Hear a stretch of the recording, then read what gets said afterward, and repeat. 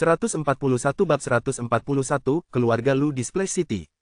Mari kita undang seseorang ke sini untuk menghadapi Lu Chen dan memutuskan nasib Sekte Ziyun. Pria bertopeng di depan meninggalkan sepatah kata dan memimpin orang banyak pergi. Sekte Ziyun sedang kacau balau. Dari ketua sekte hingga para murid, semua orang menangis dan bingung. Apa yang terjadi di sini? Jika kau ingin membalas dendam pada Lu Chen, pergilah ke Sekte Feixia. Semua orang tahu bahwa Lu Chen adalah murid Sekte Feixia. Apa yang telah dilakukan Sekte Ziyunku hingga harus mengalami akhir seperti ini? Siapa yang bisa saya ajak bicara? Pemimpin Sekte Ziyun tampak tak berdaya. Orang-orang bertopeng ini terlalu kuat dan datang dan pergi seperti angin. Mereka mungkin akan segera kembali. Bahkan jika dia meminta bantuan dari Sekte Xuantian di Chaodu, sudah terlambat. Tidak ada kekuatan di kota Dengzu yang mampu melawan kelompok pria bertopeng ini, dan tidak ada seorang pun yang dapat menyelamatkan Sekte Ziyun. Sekarang tidak ada seorang pun yang bisa dimintai pertolongan dan saya hanya bisa menyerahkannya pada takdir. Lu Chen, Jiang Yao sangat marah hingga seluruh tubuhnya gemetar, menggertakkan giginya. Aku, Jiang Yao, tidak akan pernah hidup berdampingan denganmu. Ya, semenjak dia bertemu Lu Chen, dia memang sering mengalami kerugian dan semua yang dikerjakannya tidak berjalan mulus. Lu Chen tampaknya adalah musuh bebuyutannya. Dengzu, Splash City, keluarga Lu. Keluarga Lu ini tidak ada hubungannya dengan keluarga Lu Chen. Satu-satunya hubungannya adalah mereka memiliki nama keluarga yang sama. Keluarga Lu merupakan keluarga terkuat di kota Suiwa dan cukup terkenal di dinasti Yongming, karena bertahun-tahun lalu keluarga mereka telah melahirkan seorang pria hebat yang kini menjabat sebagai sesepuh di sebuah sekte di dunia terpencil. Karena keluarga Lu mendapat dukungan dari leluhur yang kuat ini, tentu saja tidak ada seorang pun yang berani macam-macam dengan mereka. Hingga malam ini, seseorang tiba-tiba datang ke rumahku. Sekelompok pria bertopeng tiba-tiba datang, menerobos gerbang keluarga Lu dalam sekejap, dan membunuh beberapa murid keluarga Lu. Namun, setelah kelompok pria bertopeng ini masuk ke dalam keluarga Lu, gerakan mereka melambat. Tampaknya mereka tidak ingin membunuh mereka semua, tetapi mencoba menangkap sebanyak mungkin orang hidup-hidup, seolah-olah mereka ingin membawa kembali anggota keluarga Lu sebagai sandera. Di antara kelompok pria bertopeng yang kuat ini, ada satu orang yang tidak bertopeng, dan dia adalah Han Yi. Dia mengenakan jubah dan wang tingkat 2 dan memiliki status terhormat. Dia bisa bertindak gegabah di dinasti Yongming, jadi dia tidak perlu menutupi wajahnya. Dia membawa orang ke sini untuk membalas dendam pada Lu Chen. Dia membagi pasukannya menjadi dua kelompok, satu untuk menghancurkan sekte Lu Chen, dan jika Lu Chen ditemukan, dia akan menangkapnya. Dia sendiri yang memimpin tim sepanjang perjalanan. Dia ingin menangkap keluarga Lu Chen dan kemudian perlahan-lahan menyiksa Lu Chen. Bunuh siapa saja yang berani melawan. Siapa yang mau menyerah, tangkap dia. Cantik sekali dia, bawa dia pergi. Han Yi bersikap arogan dan memerintahkan sekelompok pria bertopeng ini untuk membunuh, menangkap, dan menculik wanita. Mereka benar-benar melanggar hukum. Akhirnya, dia memimpin anak buahnya ke halaman dalam. Kepala keluarga Lu dan banyak tetua mengaktifkan formasi pertahanan dan bertarung mati-matian. Formasi pertahanan ini begitu kuat sehingga para pria bertopeng tidak mampu menghancurkannya untuk sementara waktu. Siapa kamu yang ingin menghancurkan keluarga Lu?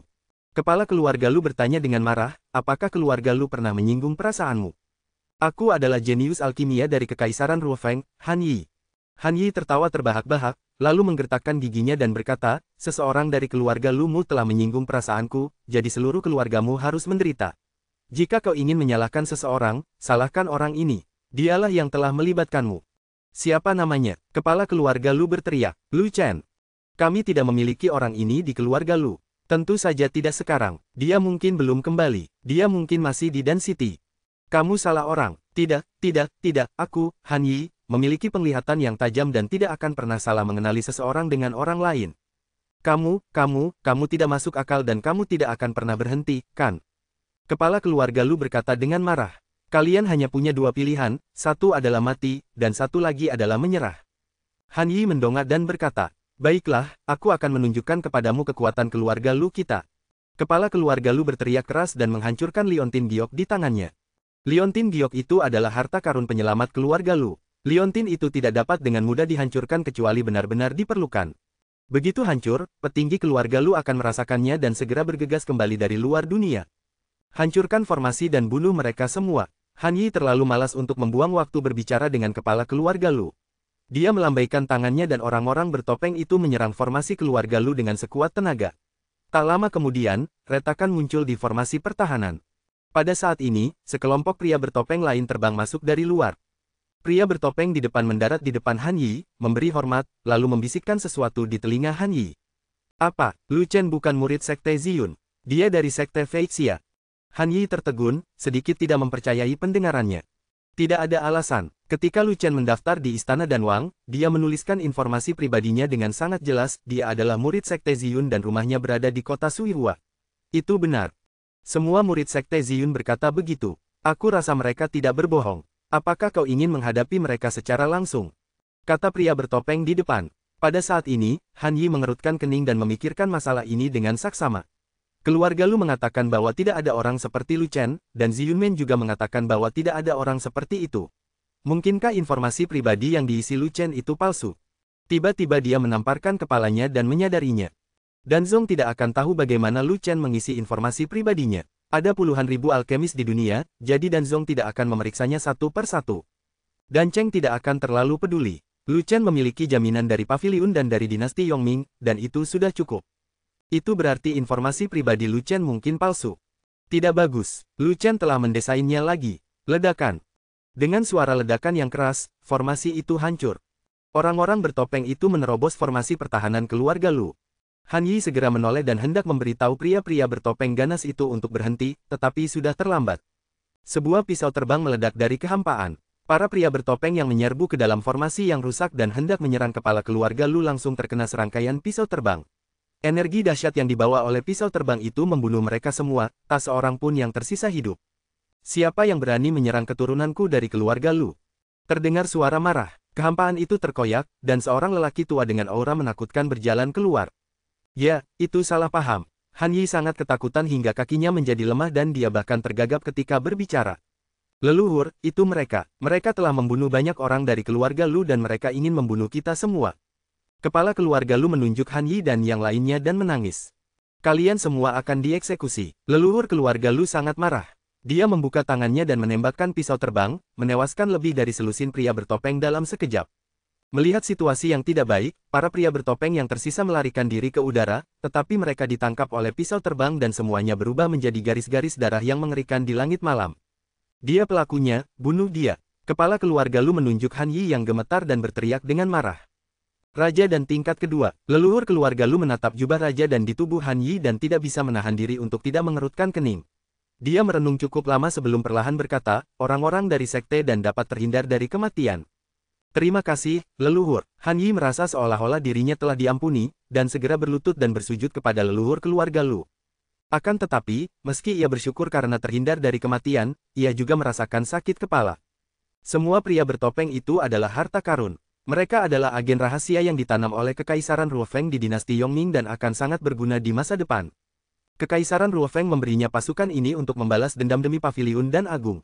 Namun, alih-alih membalas dendam, pasukan ini malah musnah total. Bagaimana dia bisa melapor kepada Kaisar Ruofeng? Asalmu dari mana? Leluhur keluarga Lu bertanya. Paviliun besar dan dari Kekaisaran Angin Tajam. Han Yi tidak berani menyembunyikannya. Bagus sekali, bawa aku ke Paviliun dan Agung dan tanyakan kepada Master Paviliun bagaimana cara mengganti rugi atas pembunuhan terhadap orang-orangku. Leluhur keluarga Lu berkata dengan dingin. Mendengar ini, wajah Han Yi menjadi pucat, dia mengerang dalam hati, dan banyak alpaka berlarian di benaknya. Kultivasi leluhur keluarga Lu sangat tinggi, dia bahkan pergi untuk menuntut ganti rugi secara langsung. Saya khawatir Paviliun dan Agung harus membayar semuanya. 142 bab 142 3 bulan kemudian. Setelah beberapa waktu, datang berita dari Kekaisaran Ruofeng bahwa Paviliun dan tampaknya memiliki masalah dengan rantai modalnya dan menjual beberapa industri penting. Selama periode ini, beberapa tokoh penting dinasti Yongming menghilang, dan situasi menjadi jauh lebih tenang. Beberapa perubahan juga terjadi di Dengzhou. Entah mengapa, Sekte Ziyun ditutup untuk pengunjung, dan moralnya sangat rendah, dan kekuatannya menurun. Tampaknya Sui Samen tahu sesuatu dan bersikap sangat rendah hati. Tidak ada satupun muridnya yang berani keluar. Sementara kekuatan dua sekte bela diri utama menurun, kekuatan sekte Feixia meningkat tajam. Kultivasi para tetua dan murid di bawah sekte tersebut meningkat pesat, dan sudah menjulang sebagai pemimpin di antara tiga sekte bela diri utama. Orang yang menyebabkan semua ini dan mengubah situasi di Chaodu dan Dengzhou adalah Lu Chen. Meskipun bukan Lu Chen yang mengubahnya secara langsung, namun secara tidak langsung hal itu disebabkan olehnya. Itu semua karena dia memberikan informasi pribadi palsu dan menipu Han Yi. Ziyunmen, Ruofeng Empire, dan Dadan Paviliun semuanya jatuh ke dalam perangkap tanpa alasan yang jelas dan semuanya ditipu habis-habisan. Namun, dunia luar sedang kacau balau, tetapi si provokator sama sekali tidak menyadarinya. Saat ini, Lu Chen bersembunyi di ruang rahasia bawah tanah Feixia dan Yuan. Dia mengeluarkan urat energi spiritual kecil yang dia bawa dari Gunung Daxiong, dan berlatih teknik 9 naga kembali ke satu, dengan gila-gilaan menyerap energi spiritual kaya yang terkandung dalam urat energi spiritual kecil itu. Sejak menerobos alam transformasi spiritual, teknik 9 naga kembali ke satu membutuhkan lebih banyak energi spiritual, menyerapnya lebih cepat, dan mengubah lebih banyak esensi sejati. Terkadang, Lu Chen bertanya-tanya apakah dia bisa beradaptasi dengan energi spiritual dari dunia luar. Akan tetapi, saat dia memikirkan fakta bahwa ada energi spiritual puluhan ribu kali lebih banyak di dunia luar, cukup untuk memblokir vena naga api, dia menjadi tenang. Dia belum menjadi begitu sombong hingga menganggap semuanya salah. Alam Linghua masih terlalu rendah, mari kita menerobos ke alam Yuandan terlebih dahulu. Dalam beberapa bulan berikutnya, Lu Chen tidak akan pergi kemanapun kecuali bersembunyi di ruang rahasia bawah tanah untuk melakukan 3 hal. Berlatih, buat ramuan, dan pelajari simbol-simbol kuno. Tak perlu dikatakan lagi, kultivasi itu penting. Bagi Lu Chen, itu berarti terus menerobos hingga meridian energi spiritual kecil terserap sepenuhnya. Hal utama dalam alkimia adalah menyiapkan pil energi spiritual berpola 3. Jika energi spiritual tidak mencukupi, pil dapat digunakan untuk melengkapinya. Mutiara kekacauan berisi sejumlah besar batu roh berkualitas tinggi dan pil binatang tingkat 4. Mengapa Anda tidak memurnikan bahan-bahan berharga ini menjadi pil dan menyimpannya untuk pengembangbiakan anak-anak binatang? Simbol kuno, ini adalah pengetahuan yang tak berujung dan mendalam. Meskipun ia memiliki simbol-simbol kuno yang tak terhitung jumlahnya dan telah menguasai misteri yang tak terhitung jumlahnya, masih banyak misteri yang belum terungkap dan perlu dipelajari dan dipahami. Contohnya, dia dapat memberkati jari matahari api dengan 1 set rantai jimat berjenis udara, dan nadi naga api dengan 1 set rantai jimat berjenis api, namun dia tidak dapat memberkati jari pembunuh surga dengan 1 set rantai jimat. Karena dia belum tahu jimat apa saja yang terintegrasi dalam teknik pedang Zantian. Dia pernah menggabungkan 2 set rantai jimat, yang satu terbuat dari emas dan yang lainnya terbuat dari udara, tetapi dia tidak dapat menggunakannya pada Zantian, seolah-olah Zantian menolaknya. Selanjutnya mengenai 4 gaya guntur, idenya adalah menambahkan rangkaian simbol guntur, namun simbol guntur itu sangat mendalam dan dia belum menguasainya. Dia juga ingin menambahkan rantai jimat ke pedang Xiaguang, yang merupakan cara paling sederhana dan paling brutal untuk memperkuatnya. Masalahnya, dia tidak tahu cara memasang rantai jimat di luar tubuhnya. Semua ini memerlukan waktu untuk dipelajari dan dipahami. Terutama skill pembantai surga, begitu skill bertarung tingkat surga ini ditingkatkan oleh rantai jimat, penguatannya akan sangat mengerikan. Di puncak Luoxia, Waner juga berlatih dengan tekun, dan wilayah kekuasaannya sudah menunjukkan tanda-tanda mengendur. Dia berbeda dari Lu Chen. Jumlah energi spiritual yang dia butuhkan tidak seaneh Lu Chen. Itu masih dalam kisaran normal. Sutra alkimia gadis suci yang dipraktikkannya adalah teknik surgawi tingkat menengah. Teknik itu sangat kuat dan dipraktikkan dengan cara yang normal, selangkah demi selangkah. Energi spiritual di puncak Luoxia cukup untuk memenuhi kebutuhannya dan dia tidak perlu menyerap energi spiritual dalam jumlah yang sangat besar. Miao Yan memandang murid yang sangat berbakat ini dan merasa senang sekaligus kesepian. Beberapa hari yang lalu, dia telah mengeluarkan Xiao Wan dari daftar murid sejati. Bukannya dia tidak menyukai Xiao Wan, tapi bakat Xiao Wan terlalu kuat dan dia tidak bisa bertahan di dunia sekuler. Karena, dalam beberapa bulan, kepala istana-istana Shenmu akan menerima beritanya dan pasti akan datang untuk membawa Xiao Wan pergi dan menerimanya sebagai muridnya. Oleh karena itu, Xiao Wan tidak lagi cocok menjadi murid sejatinya, hal itu membuatnya sedikit sedih. Dia teringat Lu Chen lagi. Bocah jahat itu telah mencapai alam spiritual. Menurut aturan sekte Feixia, dia bisa menjadi murid sejati. Namun, Lu Chen tidak pantas berada di sini dan akan segera meninggalkan Feixiamen, jadi dia tidak perlu mempromosikan status Lu Chen. Adapun Feixiamen, saat ini sedang berkembang pesat, yang membuatnya merasa bersyukur. Feixia dan Yuan telah menghasilkan produksi yang sangat besar baru-baru ini, dengan banyak ramuan tingkat tinggi, yang telah meningkatkan kemampuan tempur tingkat tinggi dari sekte Feixia. 2 tokoh penting telah mencapai terobosan. Pan Chunyan telah mencapai tingkat ke-6 alam transformasi spiritual, dan Penatua Fang juga telah mencapai puncak tingkat ke-5 alam transformasi spiritual. Tetua lain dan beberapa murid elit dipromosikan. Saat ini, kekuatan sekte Feixia menduduki peringkat pertama di antara 3 sekte bela diri utama. Dan semua penghargaan hanya layak diberikan kepada Lu Chen. Jika Lu Chen tidak membalikkan keadaan, sekte Feixia masih akan ditekan oleh 2 sekte seni bela diri lainnya. Terkadang, dia berpikir jika Lu Chen tidak pergi, dia bisa menyerahkan posisi pemimpin sekte Feixia kepada Lu Chen. Gerbang awan ungu. Ini situasi yang suram. Setelah kematian Wu Kugong, sekte Ziyun mengalami kemunduran dan reputasinya anjlok. Beberapa murid yang kehilangan kepercayaannya diam-diam pergi, termasuk Jiang Yao. Jiang Yao tidak pergi sendirian, tetapi dituntun ke ibu kota oleh seseorang. Orang yang memimpinnya adalah Zhou He. Ketika guru besar Zhou mengetahui perubahan dramatis di Sekte Ziyun, ia meminta Zhou He untuk datang dan merekrut Jiang Yao serta membiarkan Jiang Yao memasuki rumah guru besar terlebih dahulu. Alasan mengapa guru besar Zhou khawatir terhadap Jiang Yao adalah karena beberapa guru telah menghilang secara misterius di rumah guru besar baru-baru ini, dan mereka sangat membutuhkan pengganti. Selain itu, Jiang Yao memiliki bakat yang bagus, sehingga guru besar Zhou memiliki ide untuk melatih Jiang Yao. Mengenai kompetisi bela diri, Jiang Yao dan Lu Chen akan bertarung satu sama lain. Guru besar Zhou ingin Jiang Yao membunuh Lu Chen di depan umum dalam kompetisi dan menamparkan wajah Zhu Feichen. Ketika Zhou He datang dan menyampaikan maksud guru besar Zhou, Jiang Yao sangat gembira. Jiang Yao selalu ingin bergabung dengan rumah guru besar. Ketika dia melihat Zhou He naik dari tingkat kelima alam esensi sejati ke alam transformasi spiritual hanya dalam beberapa bulan, dia menyadari betapa mengerikannya sumber daya rumah guru besar. Bahkan seseorang dengan bakat rata-rata seperti Zhou He dapat dilatih lagi. Jika Grandmaster Zhou mengerahkan seluruh upayanya untuk melatihnya, ranahnya pasti akan melambung tinggi. Oleh karena itu, Jiang Yao meninggalkan Sekte Ziyun tanpa ragu-ragu dan pergi bersama Zhou He. Sejak saat itu, Deng Zhu menjadi damai. 3 bulan berlalu dalam sekejap mata, waktu kompetisi seni bela diri telah tiba, dan Lu Chen hendak meninggalkan Fei Xiamen. Selama 3 bulan ini, karena keberadaan Fei Xia dan Yuan, Sekte Fei Xia telah mengalami perubahan luar biasa, dan banyak murid telah meningkat pesat. Zhang Chengbin memasuki tingkat ke-7 alam Zhen Yuan pada usia 30. Cheng Jie juga memasuki tingkat pertama alam transformasi spiritual dan menjadi murid sejati. Adapun Sun Song, beberapa orang melihatnya meninggalkan Gunung Daxiong sangat pagi, membawa sekantong tembaga dan besi tua, lalu menghilang. Chen Yuanliang mempelajari pengalaman Raja Alkimia yang diberikan Lu Chen kepadanya dengan tekun, dan menguasai 6 pola Master Alkimia, dan tidak jauh dari menjadi alkemis agung tingkat ke-7. Chen Yuanliang ingin mengikuti Lu Chen, tetapi ditolak oleh Lu Chen. Lu Chen meminta Chen Yuanliang untuk tinggal dan terus mengelola Fei Xia dan Yuan untuk jangka waktu 5 tahun. Hanya setelah periode itu berakhir, Chen Yuanliang dapat pergi ke Paviliun Dan. Setelah Miao Yan mengatur urusan sekte, dia membawa Lu Chen dan Xiao Wan bersamanya, menunggangi 3 kuda cepat dengan garis keturunan binatang buas, dan menuju ke ibu kota. Di luar gerbang Fei Xia, di puncak gunung yang sepi, 2 orang sedang memperhatikan Lu Chen dan yang lainnya. Beritahukan kepada saudara-saudara bahwa Lu Chen sedang dalam perjalanan menuju Chaodu dan siap beraksi. Kata seorang pria tua, di mana kita harus memulai? Tanya pemuda lainnya. Menurut rencana awal, lokasi penyergapan tetap tidak berubah. Kita harus menyerang tiba-tiba dan membunuh Lu Chen dengan satu serangan. 143 bab 143 pembunuh yang menyamar.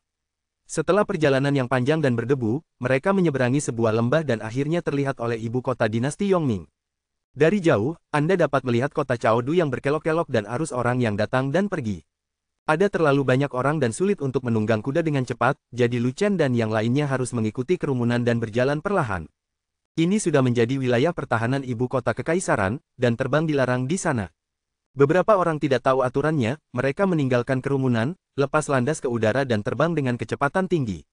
Akibatnya, sebelum dia mendekati ibu kota, hujan panas spiritual yang lebat tiba-tiba melesat keluar dari kota, mengubah pria itu menjadi landak di udara. Sempat terjadi keributan di antara kerumunan, namun segera menjadi tenang. Penjaga Chaodu sangat kuat, bahkan seorang prajurit di alam transformasi spiritual tidak dapat bertahan dari hujan anak panah. Wanner berkata dengan heran, ada banyak aturan di ibu kota. Terbang di udara dilarang di banyak tempat, terutama di dekat keluarga kerajaan. Pertahanannya bahkan lebih ketat, siapapun yang melanggar akan dibunuh. Terbang di udara akan dibunuh. Miao Yan berkata, jadi, begitu kau memasuki ibu kota kekaisaran, jangan berkeliaran untuk menghindari masalah. Wanner mengangguk cepat, berperilaku sangat baik. Lu Chen, di sisi lain, tenang dan acuh tak acuh, dan tidak mengungkapkan pendapatnya. Apalagi yang ingin Anda ekspresikan? Ini bukan pertama kalinya dia berada di ibu kota, dan juga bukan sebelum dia menerobos masuk ke zona pertahanan kerajaan. Dia bahkan telah membunuh orang-orang di dekat keluarga kerajaan. Selama kamu mengenakan jubah dan king, tidak akan terjadi apa-apa. Raja Dan, hak istimewa itu besar. Terakhir kali aku datang ke Chaodu, aku datang dan pergi dengan tergesa-gesa, dan aku bahkan tidak pergi ke Sekte Suantian.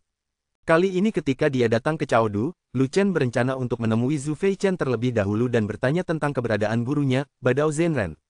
Tuannya sangat kuat, tetapi sedikit kehilangan kontak. Setelah mereka meninggalkan gunung jahat besar, tidak ada kabar darinya sejak saat itu. Dia seperti naga misterius yang sulit ditemukan. Saat mereka berjalan, sekelompok orang datang ke arah mereka. Mereka semua memiliki tinggi, berat, dan bentuk tubuh yang berbeda-beda. Orang yang berjalan di depan adalah seorang penyandang cacat yang kehilangan satu kakinya. Ada kotoran di wajah orang-orang itu, pakaian mereka agak compang camping, dan mereka tampak seperti orang miskin. Semuanya, hati-hati, ada yang mencoba menyakiti kita. Lu Chen tiba-tiba menahan kudanya dan memperlambat lajunya, lalu berbicara dengan suara rendah. Wanner mengangguk cepat, tanpa bertanya apapun, dan segera menjadi waspada. Wanner pernah lulus tes persepsi dengan hasil yang sangat baik dan memiliki kemampuan persepsi yang kuat. Namun, dia tidak merasakan adanya bahaya, tetapi Lu Chen meminta semua orang untuk berhati-hati, jadi dia harus berhati-hati tanpa bertanya lebih lanjut. Siapa yang datang? Miao Yan bertanya. Aku tidak tahu, tidak ada aura pembunuh atau niat membunuh. Aku tidak bisa merasakan apapun. Beginilah cara Lu Chen menanggapinya. Apakah itu sekelompok orang di depan? Miao Yan melirik ke depan dan melihat sekelompok orang itu semakin dekat. Tidak ada yang salah dengan mereka. Pakaian mereka bagus. Mereka hanya orang miskin biasa. Mereka tidak memiliki aura, tidak memiliki otoritas, dan langkah mereka lemah. Mereka sama sekali tidak terlihat seperti pejuang. Perhatikan wajah mereka dan tangan mereka yang terbuka. Apakah Anda melihat ada yang salah? Kata Lu Chen, tidak ada yang istimewa. Miao Yan tidak melihat adanya masalah. Mereka semua tertutup debu dan kotoran, dan tampak seperti mereka telah melakukan pekerjaan kotor. Lu Chen berhenti sejenak dan melanjutkan, namun, tangan mereka sangat bersih. Tangan beberapa orang lebih putih daripada tangan wanita, yang mana itu tidak normal. Ini berarti bahwa mereka tidak pernah melakukan pekerjaan kotor, dan kotoran di wajah mereka sengaja dioleskan untuk menutupi warna kulit mereka. Lihat, Miao Yan bingung. Seorang prajurit memiliki darah yang kuat dan kulit yang kemerahan. Jika dia ingin menyembunyikan identitasnya, dia akan mudah dikenali oleh orang lain jika dia tidak mengoleskan sedikit kotoran ke identitasnya. Kata Lu Chen, mereka dapat membalikkan aliran qi dan darah, sehingga kulit tidak lagi kemerahan. Miao Yan bahkan semakin bingung. Jumlah mereka ada 18 orang. Jika qi dan darah mereka mengalir mundur, semua orang akan pucat dan lebih kentara. Lu Chen menganalisis, jadi, kelompok orang ini semuanya adalah prajurit yang menyamar. Lalu bagaimana kamu tahu mereka menargetkan kita? Miao Yan bertanya lagi, perhatikan rute yang mereka ambil. Mereka tersebar, ada yang ke kiri, ada yang ke kanan, dan ada yang menuju ke arah kita. Lu Chen berkata, ini adalah rute segitiga yang umum. Selama kita terus berjalan, kita akan masuk ke dalam segitiga ini. Aku punya firasat bahwa mereka sedang mengincar kita, menunggu kita jatuh ke dalam perangkap mereka dan mengepung kita.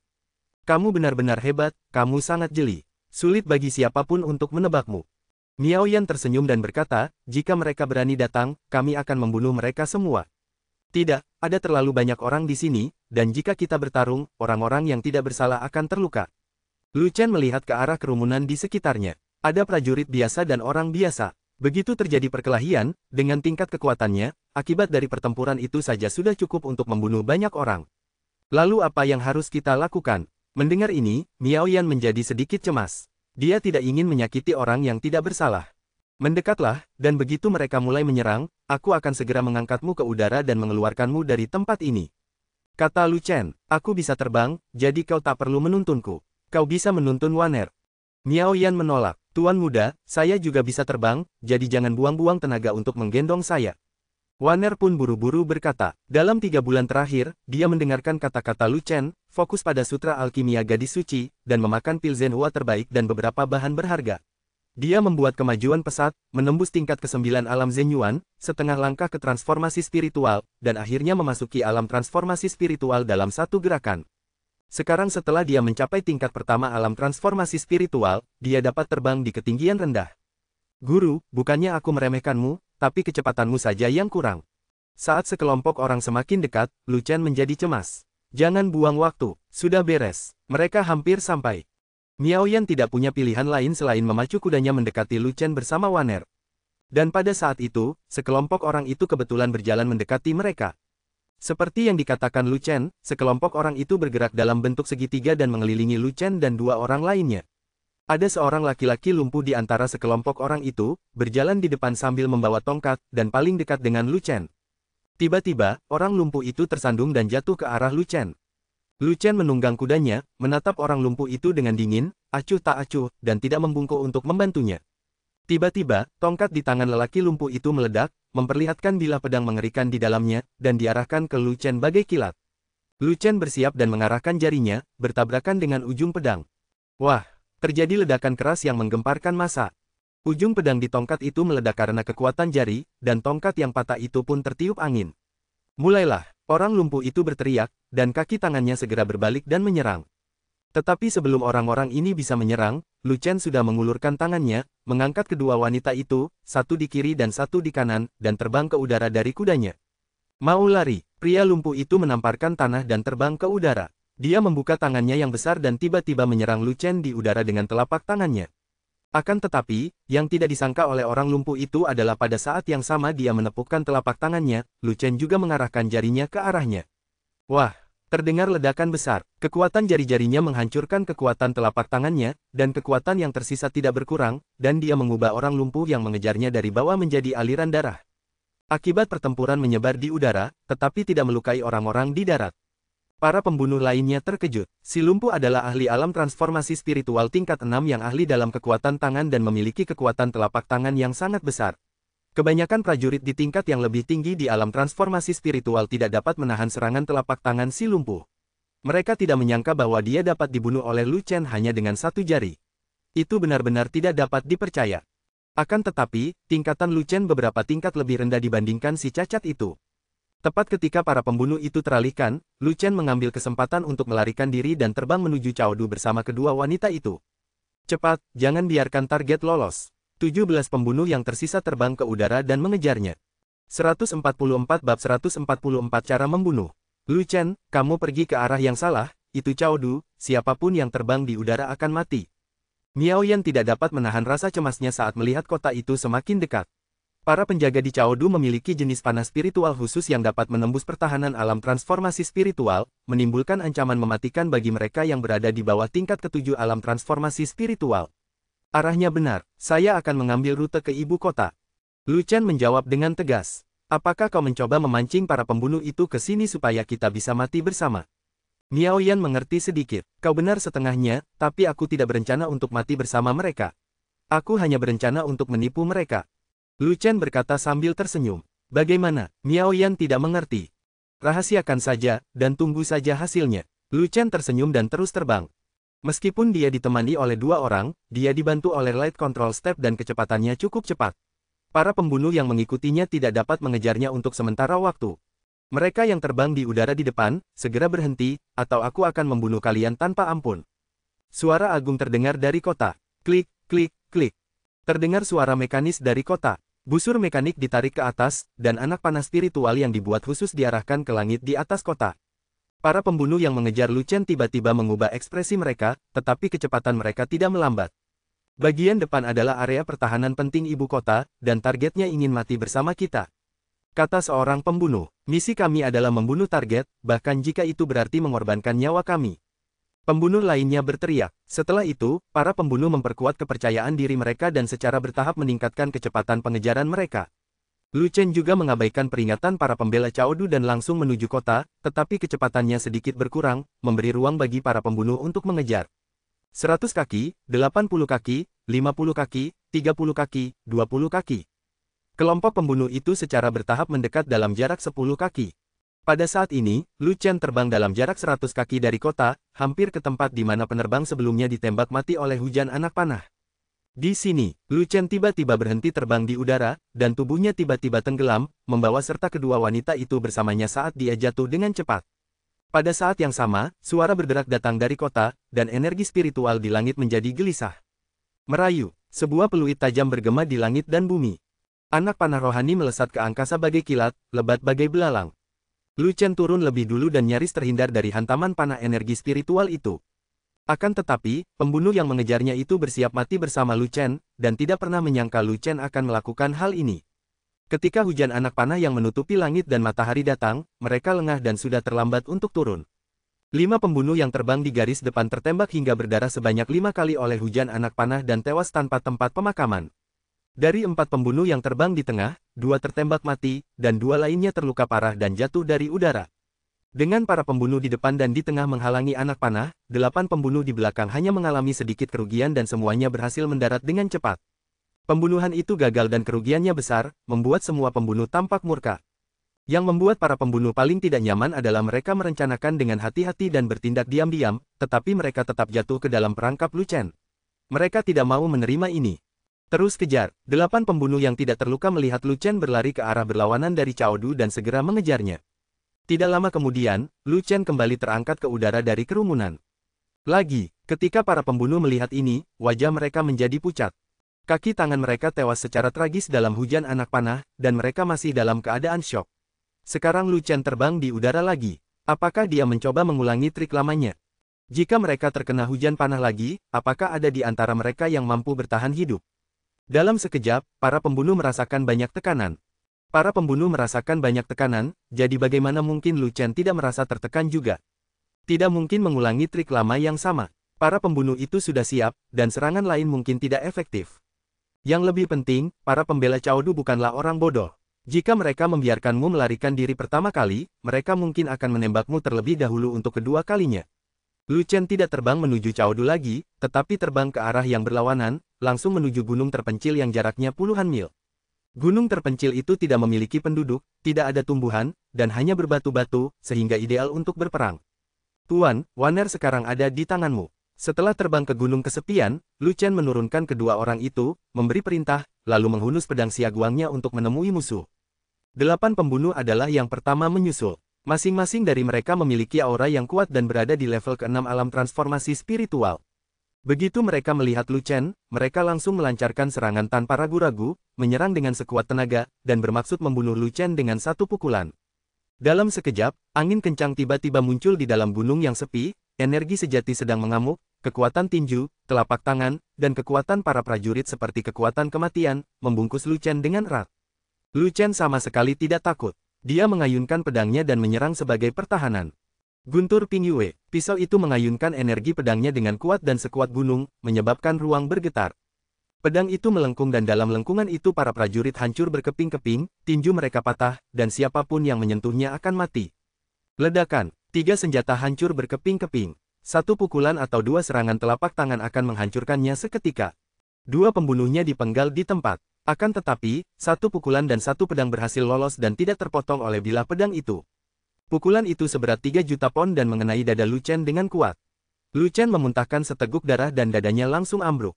Angin hangat bertiup lewat, arus hangat datang. Dada Lu Chen yang cekung membengkak dalam sekejap, kembali ke keadaan semula dalam waktu kurang dari 1 tarikan napas. Pada saat ini, pedang yang luput dari bilahnya juga kena, dan menghantam bahu Lu Chen dengan keras, dari atas ke bawah, bagaikan bambu yang patah, memotongnya beberapa inci dan kemudian tersangkut, kalau tidak Lu Chen akan terpotong menjadi 2. Ah! Luka pedang itu menembus hingga ke tulangnya, menimbulkan rasa sakit yang amat sangat, hingga Lu Chen tidak dapat menahan diri untuk meraung. Rasa sakit karena terluka membuat Lu Chen sangat marah. Dia mengarahkan jarinya dan meledakkan pembunuh yang memegang pedang. Kemudian, dia membuka tangan besarnya, meraih pedang yang tersisa di tubuhnya, dan mencabutnya. Kekuatan itu meledak, dan senjata tajam di tangannya seketika hancur dan meledak berkeping-keping. Arus hangat yang kuat mengalir ke tubuh Lu Chen, sangat mengurangi rasa sakit dan menyembuhkan luka-lukanya dengan cepat. Setelah beberapa tarikan napas, wajah pucat Lu Chen kembali berwarna kemerahan, tubuhnya pulih, dan kondisinya kembali ke puncaknya. Ini, 6 pembunuh yang tersisa berdiri di sana dalam keadaan linglung, hampir menjadi gila. Banyak hal yang benar-benar di luar harapan mereka dan sama sekali tidak ada dalam rencana mereka. Ketika mereka menerima misi, mereka hanya tahu bahwa target yang harus mereka bunuh memiliki tingkat kultivasi yang sangat rendah, mungkin pada tahap transformasi spiritual setengah langkah. Agar dapat memberikan pukulan yang mematikan, mereka membiarkan si lumpuh yang tak ketahuan itu beraksi, tetapi mereka tidak menyangka bahwa targetnya akan menjadi waspada dan membunuh si lumpuh itu dengan 1 pukulan. Pada saat itu, mereka menemukan bahwa kecerdasannya salah. Tingkat kultivasi target bukanlah alam transformasi spiritual setengah langkah, tetapi puncak alam transformasi spiritual tingkat kedua. Meskipun kecerdasannya salah, kultivasi target masih sangat rendah, setidaknya lebih rendah dari mereka. Masing-masing dari mereka berada di level ke-6 alam transformasi roh. Sekalipun targetnya licik dan menjebak mereka sehingga menyebabkan mereka menderita kerugian besar, mereka tidak berpikir bahwa targetnya sekuat itu. Namun, dalam pertempuran ini, mereka terkejut karena kekuatan tempur target benar-benar di luar imajinasi mereka. Dia hanyalah monster, jauh lebih kuat dari mereka. Bukan hanya targetnya yang kuat, tubuhnya juga luar biasa kuat, bahkan senjata tajam pun tidak dapat menembusnya. Bagaimana cara bermain? Terlebih lagi, kemampuan pemulihan targetnya tidak normal, dia hanyalah seekor kecoa yang tidak bisa dihancurkan. Bagaimana cara membunuh? 145 bab 145 Apakah kau berkualifikasi untuk melawanku? Thunder Pingyue punya kekurangan, dan pertahanannya tidak bagus. Tubuhku tidak cukup kuat, aku bahkan tidak mampu menahan pukulan, dan bahkan ditebas dengan pedang. Setelah kembali, semua ini harus diperkuat. Lu Chen mendesah pelan. Jika tidak ada dua penyembuh kuat yang berdiri di belakangnya, dia akan menderita kerugian besar. Bahkan jika dia membunuh semua pembunuh, dia terluka parah dan mungkin tidak dapat pulih dalam waktu kurang dari sebulan. Kedua wanita itu, salah satu pembunuh tampaknya telah menemukan sesuatu dan menatap Waner dan Miao Yan, ada napas kehidupan yang mengalir melalui mereka, mereka mungkin penyembuh. Bunuh mereka terlebih dahulu, kata pembunuh lainnya dengan garang. Penglihatanmu bagus, tapi kamu terlambat menyadarinya. Tidak ada kesempatan lagi. Lu Chen tersenyum dingin, memegang pedangnya di seberang jalan, auranya meledak, dan esensi sejati yang kuat dari alam transformasi spiritual tingkat kedua disuntikkan ke ujung jarinya. Selama 3 bulan ini, semua orang telah membuat terobosan, dan Lu Chen tidak terkecuali. Dia menerobos tingkat kedua alam transformasi spiritual dan mencapai puncaknya, dan sangat dekat dengan tingkat ketiga alam transformasi spiritual. Dia telah memanfaatkan sepertiga dari meridian energi spiritual kecil itu. Jika dia tidak memiliki begitu banyak tugas, seperti memurnikan pil dan mempelajari jimat kuno, dia bisa memanfaatkan setidaknya 2/3 dari meridian energi spiritual kecil itu. Mungkin dia akan berada di level ketiga alam transformasi spiritual, atau bahkan level keempat. Saat level kultivasi Anda meningkat, akan menjadi semakin sulit dan lambat untuk menerobosnya. Namun, mempraktikkan teknik 9 naga kembali ke satu membutuhkan lebih banyak energi spiritual. Tingkat kedua alam transformasi spiritual, kekuatan dasar 800.000 jin. Kekuatan vena bela diri naga api meningkat 1 kali lipat, dan kekuatan dasarnya meningkat menjadi 1,6 juta jin, yang setara dengan kekuatan dasar tingkat keempat alam transformasi spiritual. Bila jari matahari menyala digunakan, dengan tambahan kekuatan rantai jimat Qi, setiap jari saja akan memiliki kekuatan sebesar 4,8 juta kilogram, cukup untuk mengalahkan rata-rata pendekar alam transformasi spiritual tingkat 9. Bahkan jurus petir 2, jurus senjata tingkat bumi tingkat atas ini, memiliki peningkatan kekuatan 2 kali lipat. Satu tebasan pedang memiliki kekuatan 3,2 juta pound, yang setara dengan kekuatan dasar alam transformasi spiritual tingkat 8. Itu lebih dari cukup untuk menyapu bersih para pembunuh alam transformasi spiritual tingkat 6. Jadi pada awalnya, Lu Chen tidak menggunakan jari matahari api, hanya gaya guntur 2 saja sudah cukup. Namun, sekarang, kelompok pembunuh sialan ini benar-benar ingin menyerang Waner dan Miao Yan. Mereka benar-benar tidak tahu bagaimana hidup dan mati, memaksanya untuk menggunakan jurus pamungkasnya. Adapun Zantian, itulah jurus pamungkasnya dan kartu trufnya. Dia tidak akan menggunakannya dengan mudah kecuali saat-saat kritis. Dalam situasi saat ini, Lu Chen mengendalikan situasi dan tidak perlu membunuh langit. Para pembunuh tersebut mempunyai kesepahaman diam-diam dan terbagi menjadi 2 kelompok, 3 diantaranya menjerat Lu Chen, dan 3 lainnya menyerang Xiao Wan dan Miao Yan.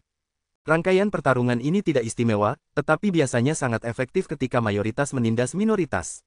Sangat disayangkan bahwa mereka meremehkan kekuatan dan metode bertarung Lu Chen, dan ditakdirkan untuk gagal. Lu Chen melakukan 2 hal sekaligus, dia menghunus pedangnya dengan tangan kanannya dan menunjuk dengan tangan kirinya, dan dengan setiap pedang dan jari, kekuatan bertarungnya luar biasa. Guntur di atas gunung, saat pedang itu diayunkan, energi pedang melonjak puluhan kaki, dan kekuatan pedang lebih dari 3,2 juta pon menggulung gelombang udara yang bergulung-gulung, yang tidak dapat dihentikan. Di dalam bilah pedang itu, semua kehidupan hancur, bagaikan guntur yang menyambar gunung-gunung, menyebabkannya runtuh dan bumi retak. Pisau ini menyelamatkan Xiao Wan dan Miao Yan, menyapu 3 pembunuh yang menyerbu. Mereka hanya bisa menghindar tetapi tidak bisa melawan. Pisau ini sangat mendominasi. Ketiga pembunuh itu ketakutan, tetapi 2 di antara mereka bereaksi cepat dan mundur dengan cepat, berhasil menghindari serangan itu. Pembunuh yang satu lagi agak lambat bereaksi, sehingga ia harus menghunus pedangnya dan melawan, namun pedangnya patah dan ia pun tewas, lalu terpotong 2 oleh bilah pedangnya. Pada saat yang sama, Yan yang menunjuk ke arah pembunuh pertama yang terjerat dengannya. Dengan satu jari menunjuk, kekuatan jari itu adalah 4,8 juta kilogram. Kemanapun ia pergi, ruang berguncang. Itu seperti jari kematian, dan siapapun yang menyentuhnya akan mati. Pembunuh pertama yang datang merasakan napas kematian dan tanpa sadar melancarkan pukulan untuk melawan. Sayangnya, kekuatan pukulannya terbatas, kurang dari 3 juta poin, dan tinjunya meledak di tempat oleh jari Yan Yang, dan tubuhnya meledak menjadi gumpalan darah. 2 pembunuh lainnya merasa ngeri dan mundur dengan cepat, bergabung dengan 2 pembunuh yang gagal dalam serangan itu. Keempat pembunuh itu tampak pucat, ketakutan menyebar ke seluruh tubuh mereka, dan mereka meringkuk bersama, gemetar. Mata Miao Yan berkedip karena terkejut, gembira, dan iri. Lu Chen menjadi lebih menawan. Akan sangat bagus jika Lu Chen bersedia tinggal di Feixiamen. Di sisi lain, Wanner relatif tenang. Kekuatan bertarung Tuan Muda itu luar biasa, apakah lebih dari itu? Tuan Muda itu baru saja pemanasan dan bahkan tidak menggunakan jurus khususnya, pembunuh surga, dan tidak menganggap serius para pembunuh ini sama sekali. Bahkan ketika ia bertarung melawan binatang buas di Gunung Ganas Besar, Tuan Muda itu masih setengah langkah ke alam transformasi spiritual, dan ia membunuh banyak sekali binatang buas tingkat ketiga. Sungguh monster. Katakan padaku, siapa yang mengirimmu ke sini? Lu Chen mengangkat pisau Xia Guang, mengarahkan ujung pisau ke arah keempat pembunuh, dan menginterogasi mereka dengan dingin. Berjalan, keempat pembunuh itu sama sekali tidak menanggapi maksud Lu Chen. Sebaliknya, mereka saling memandang, segera terbang ke udara, dan melarikan diri ke segala arah. Pengecut, Lu Chen mengumpat dengan marah. Jika dia tahu bahwa para pembunuh ini pengecut seperti anjing, dia tidak akan repot-repot menginterogasi mereka dan akan langsung membunuh mereka. Dia bisa saja membunuh setidaknya 2 dari mereka. Dia tidak mengejarnya karena 2 alasan. Salah satunya adalah mereka takut ditipu agar meninggalkan gunung untuk memancing harimau itu pergi. Jika pembunuh itu kembali menyerang, Wanner dan Miao Yan akan berada dalam bahaya. Alasan kedua mengapa Anda tidak dapat mengejar bukanlah masalah kecepatan, tetapi masalah ketinggian lompatan. Dia berada di level kedua alam transformasi spiritual dan hanya bisa terbang di ketinggian rendah. Semua pembunuh itu berada di level ke-6 alam transformasi spiritual dan bisa terbang jauh lebih tinggi darinya, jadi dia tidak bisa membunuh mereka bahkan jika dia mengejar mereka. Ternyata, Lu Chen benar tidak mengejarnya. Kalau dia ngotot mengejar, dia pasti akan terpancing menjauh dari gunung. Sosok itu muncul diam-diam di balik gunung yang sepi dan diam-diam bergerak menuju Miao Yan. Siapa? Wanner tiba-tiba berbalik dan berteriak, mengejutkan seluruh gunung kesepian.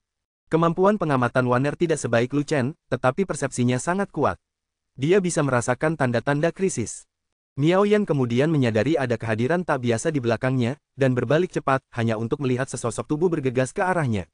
Saat lelaki itu menyadari keberadaannya terbongkar, ia pun langsung merentangkan tangannya dan meraihnya. Miao Yan segera menepukkan tangannya ke arah orang yang datang. Wah, ledakan keras mengguncang keempat penjuru. Kekuatan Miao Yan tidak sebanding dengan orang yang datang dan dia pun terlempar. Dasar jalang kecil, kau punya indera perasa yang kuat. Aku akan menangkapmu. Meskipun pria itu berhasil menjatuhkan Miao Yan, serangan diam-diamnya gagal. Dalam kemarahan, dia berbalik dan mencoba menangkap Xiao Wan. Wanner ingin menghindar, tetapi mendapati dirinya terkunci oleh aura lawan, membuatnya sulit bergerak. Dia bisa menyerah atau melawan lawan secara langsung. Namun, orang yang datang itu sudah berada di puncak tingkat ke-6 alam transformasi spiritual, sedangkan dia hanya berada di tingkat pertama alam transformasi spiritual, dan dia tidak memiliki kekuatan tempur yang tidak normal seperti Lu Chen. Bagaimana dia bisa melawan orang yang datang itu? Pada saat ini, orang yang datang tiba-tiba merasakan tekanan luar biasa dari belakang, dan buru-buru menyerahkan Xiao Wan dan berbalik untuk bertahan. Sebuah bilah pedang yang mengerikan muncul di udara dan menebas dengan kekuatan gunung. Pria itu terkejut dan segera melawan, mengerahkan segenap tenaganya untuk melancarkan pukulan. Pukulan itu sangat berat, dengan kekuatan lebih dari 3,2 juta pon, seperti gunung yang menghancurkan langit, menyebabkan ruang bergetar. Wah, sebuah pisau mengenai kepalan tangan itu, menimbulkan suara ledakan keras. Kekuatan pisau dan kekuatan tinju adalah sama, dan jika keduanya beradu, tidak ada pemenangnya. Hebat, tidak heran kami kehilangan orang-orang kami di tanganmu. Pria itu adalah seorang pemuda. Dia terkekeh, menyingkirkan tinjunya dan berdiri, menatap Lu Chen dengan mata menyipit. Tidak dapat dipercaya bahwa kamu memiliki kekuatan yang begitu kuat di tingkat kedua alam transformasi spiritual. Tapi itu bagus, kamu memenuhi syarat untuk bertarung denganku. 146 bab 146 4 pemimpin. Jika kamu mundur dalam pertempuran, kamu akan dibunuh tanpa ampun. Terdengar suara dingin, sebuah sosok terbang dari langit, membawa serta tekanan yang luar biasa, yang memperlambat keempat pembunuh yang melarikan diri. Pemimpin keempat, ampuni nyawaku. Wajah keempat pembunuh itu berubah drastis dan mereka segera memohon belas kasihan. Sayangnya, pria itu sama sekali tidak punya belas kasihan. Ia turun dari langit dan menamparkan si pembunuh hingga berlumuran darah dengan satu telapak tangannya. 3 pembunuh lainnya panik dan berusaha mati-matian untuk melarikan diri, tetapi mereka tetap tidak dapat lolos dari nasib kematian. Pria itu terbang sangat cepat dan langsung mendekati pembunuh kedua dan membunuhnya dengan satu telapak tangan. Dalam sekejap mata, pria itu melewati 2 pembunuh terakhir seperti kilatan petir dan membunuh mereka berdua dengan telapak tangannya. 4 pemimpin, Lu Chen memikirkannya, lalu menatap pemuda di depannya dan bertanya, ini adalah nama perampok atau bandit? Siapa kamu? Perlakukan saja kami sebagai bandit. Pemuda itu terkekeh, diam-diam mengerahkan energi sejatinya, dan bersiap menyerang dengan seluruh kekuatannya untuk bersaing dengan Lu Chen. Dia merasa bahwa kekuatan Lu Chen biasa saja. Dengan satu tebasan pedangnya, dia mengerahkan kekuatan sebesar 3,2 juta pound, yang setara dengannya. Akan sangat mengasyikkan untuk bertarung dengannya. Dinasti Yongming telah membasmi semua bandit bertahun-tahun yang lalu. Dari mana datangnya bandit sekarang? Lu Chen berkata dengan curiga. Kami adalah bandit baru. Kata pemuda itu, jadi kamu bukan dari dinasti Yongming. Kamu dari tempat lain. Lu Chen menatap pemuda itu dan menanyainya dengan tegas. Selama 3 bulan terakhir di Sekte Feixia, dia tidak menyendiri. Dia sesekali keluar untuk mengobrol dengan Chen Yuanliang. Dia mengetahui dari Chen Yuanliang bahwa Sekte Ziyun dan keluarga Lu dari kota Suihua diserang oleh tuan yang tidak dikenal. Akhirnya, kelompok ahli itu menghilang di Water Splash City dan keberadaan mereka tidak diketahui. Sekte Ziyun, yang menderita kerugian paling serius, tidak tahu siapa pihak lainnya. Keluarga Lu dari kota Suihua tutup mulut dan tidak mengungkapkan sepatah kata pun kepada dunia luar. Mereka sangat misterius. Yang lain tidak tahu siapa yang melakukannya, tetapi Lu Chen tahu itu adalah Han Yi. Ketika Lu Chen mengisi informasi pribadinya di Dancheng, dia sudah mengalihkan kesalahan, jadi tidak mengherankan jika Han Yi mengirim orang untuk menyerang Ziyunmen. Kematian anak buah Han Yi di keluarga Lu di kota Suihua juga sudah diduga. Keluarga Lu memiliki leluhur yang menjabat sebagai penatua di sebuah sekte terpencil. Banyak orang di Dengzhou yang mengetahui hal ini. Han Yi bukan dari dinasti Yongming, jadi wajar saja ia tidak mengetahuinya, dan wajar saja ia pergi ke kota Suihua untuk mati. Dan sekarang, orang-orang yang datang untuk menyerang juga merupakan sekelompok orang yang tidak diketahui asal-usulnya, dan sulit baginya untuk tidak mengaitkan mereka dengan Han Yi. Adalah hal yang wajar bagi Han Yi untuk mengetahui asal-usul Lu Chen yang sebenarnya setelah dia menderita kerugian. Adalah normal juga untuk mengirim seseorang untuk menyerang dan membunuh Lu Chen lagi. Oleh karena itu, Lu Chen curiga bahwa kelompok pembunuh ini adalah penguasa kekaisaran Rufeng yang dikirim oleh Han Yi. Berhenti bicara omong kosong dan ikuti langkahku. Pemuda itu menjadi tidak sabar dan mengayunkan tinjunya langsung ke Lu Chen. Jari matahari berapi-api. Dengan ujung jarinya, kekuatan itu menjadi luar biasa, mengguncang ruang dan mengunci lawan. Kunci Qi. Pemuda itu merasa ngeri. Dia adalah seorang master di tingkat ke-6 alam transformasi spiritual dan tahu apa artinya menjadi sasaran. Itu berarti kekuatan tempur lawan jauh lebih tinggi darinya, dan jika dia dihancurkan, dia mati. Tidak, kau menipuku. Pemuda itu berteriak putus asa dan menyesal teramat dalam. Bukankah Lu Chen menggunakan pisau? Satu pukulan berkekuatan 3,2 juta pound, dia bisa mengatasinya. Tapi mengapa Lu Chen tidak menggunakan pisaunya? Mengapa menggunakan jari? Mengapa kekuatan jari lebih kuat dari kekuatan pisau? Jika dia tahu bahwa kekuatan jari Lu Chen sangat tidak normal, dia pasti akan menyelinap pergi. Bagaimana dia berani melawan Lu Chen dalam duel? Sekarang, dia akan membayar harga nyawanya atas kecerobohannya. Wah, kekuatan jari-jarinya menghancurkan tinju itu, menyebabkan tubuh pemuda itu meledak bersamanya. Simpanlah, raungan cemas terdengar, tetapi sudah terlambat. Setelah pria itu membunuh keempat pembunuh dan bergegas ke Lonely Mountain, pemuda itu sudah mati. Dia adalah seorang pria parubaya yang sudah berumur sekitar 50 tahun. Dia dan pemuda itu mengawasi perjalanan Lu Chen di luar gerbang Feixia. Saat itu, Dengzhou berada di bawah yurisdiksi Su Chen, dia tidak ingin mengekspos dirinya sendiri, jadi dia tidak mengambil tindakan terhadap Lu Chen secara pribadi. Dia bukanlah dalang di balik tindakan ini, tetapi dia adalah orang yang bertanggung jawab merencanakan pembunuhan Lu Chen. Dia pikir rencananya sudah matang, dan menggunakan 18 orangnya di tingkat ke-6 alam transformasi roh untuk membunuh Lu Chen seperti menggunakan pisau jagal untuk membunuh ayam, dan itu sangat mudah, dan Lu Chen pasti akan mati. Oleh karena itu, setelah memberitahu bawahannya, dia tidak langsung bergegas untuk menghindari terungkapnya identitasnya. Namun, ketika dia dan pemuda itu tiba, mereka mendapati bahwa rencananya telah gagal. Sebagian besar anak buahnya dibunuh oleh Lu Chen, dan 4 orang sisanya takut mati dan melarikan diri. Dia sangat marah sehingga ingin membunuh keempat pengecut itu di tempat. Pemuda itu tidak mengikutinya untuk memburu para pembelot, tetapi ingin menangkap pemimpin Sekte Feixia untuk mengancam Lu Chen. Kemudian, keponakan laki-laki, pria parubaya itu dipenuhi kesedihan dan kemarahan, matanya merah, dan dia menggertakkan giginya karena kebencian. Pemuda itu adalah keponakannya, yang berada di puncak tingkat ke-6 alam transformasi roh dan memiliki kekuatan tempur yang hebat. Namun, dia terbunuh hanya dengan satu jari Lu Chen, yang hanya berada di tingkat kedua alam transformasi roh. Jika aku tahu ini akan terjadi, aku tidak akan membunuh bawahan pengecut itu dan akan datang menemui keponakanku lebih awal. Bagaimana mungkin keponakanku bisa meninggal secara tragis? Lu Chen, mata lelaki parubaya itu menyala dengan kebencian dan niat membunuh. Halo, 4 pemimpin. Lu Chen mengangguk, dengan ekspresi jenaka di wajahnya, aku ingin tahu dari mana keempat pemimpin itu berasal. Kau membunuh keponakanku dan semua anak buahku. Keempat pemimpin itu menggertakkan gigi dan berbicara, tetapi sebelum mereka bisa mengatakan apapun, mereka dipotong oleh Lu Chen. Tunggu, aku tidak membunuh 4 dari mereka, kamu yang membunuh mereka.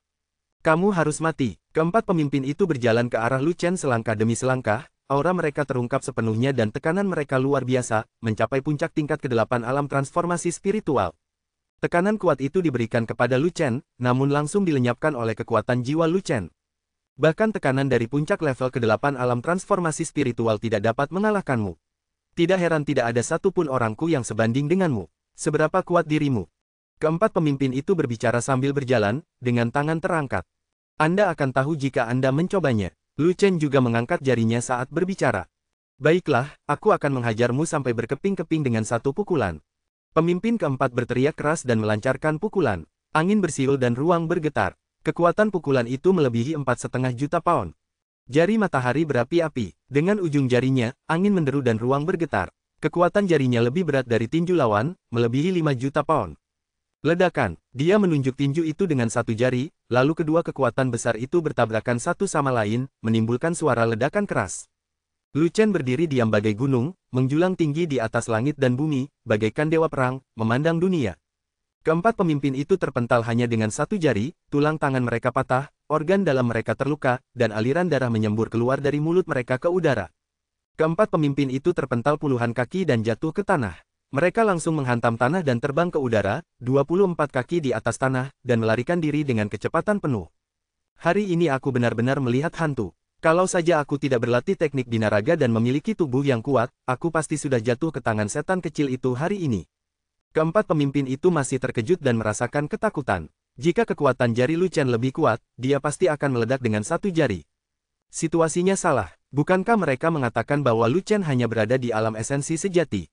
Bagaimana mungkin dia berada di alam transformasi spiritual tingkat kedua? Kekuatan tempurnya bahkan lebih tinggi dari alam transformasi spiritual tingkat ke-8. Bagaimana mungkin aku bisa menjadi lawannya? Han Yi sialan, dia memberi kita informasi acak tanpa memeriksa latar belakang Lu Chen, menyebabkan seluruh pasukan kita musnah. Dia pantas mati. 147 bab 147, tetaplah rendah hati di malam hari. Melihat keempat pemimpin itu melarikan diri dengan cepat di langit, Lu Chen terdiam cukup lama. Aku tidak menyangka tubuh orang itu begitu kuat sehingga aku tidak bisa membunuhnya hanya dengan satu jari. Sungguh kesalahan.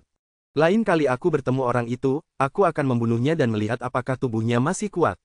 Lu Chen, kemampuan jarimu sebelumnya sudah sangat kuat, tetapi sekarang semakin tidak normal. Apakah itu kemampuan tempur tingkat bumi? Miao Yan tiba-tiba bertanya. Lumayan, tingkat bumi tingkat atas. Lu Chen berbicara terus terang dan tidak ingin menyembunyikannya dari Miao Yan. Dia telah menyembunyikan terlalu banyak hal dari Miao Yan. Jika dia menyembunyikan ini, itu akan menjadi sedikit tidak masuk akal. Ya Tuhan, bagaimana kamu bisa memperoleh kemampuan bertarung tingkat tinggi seperti itu?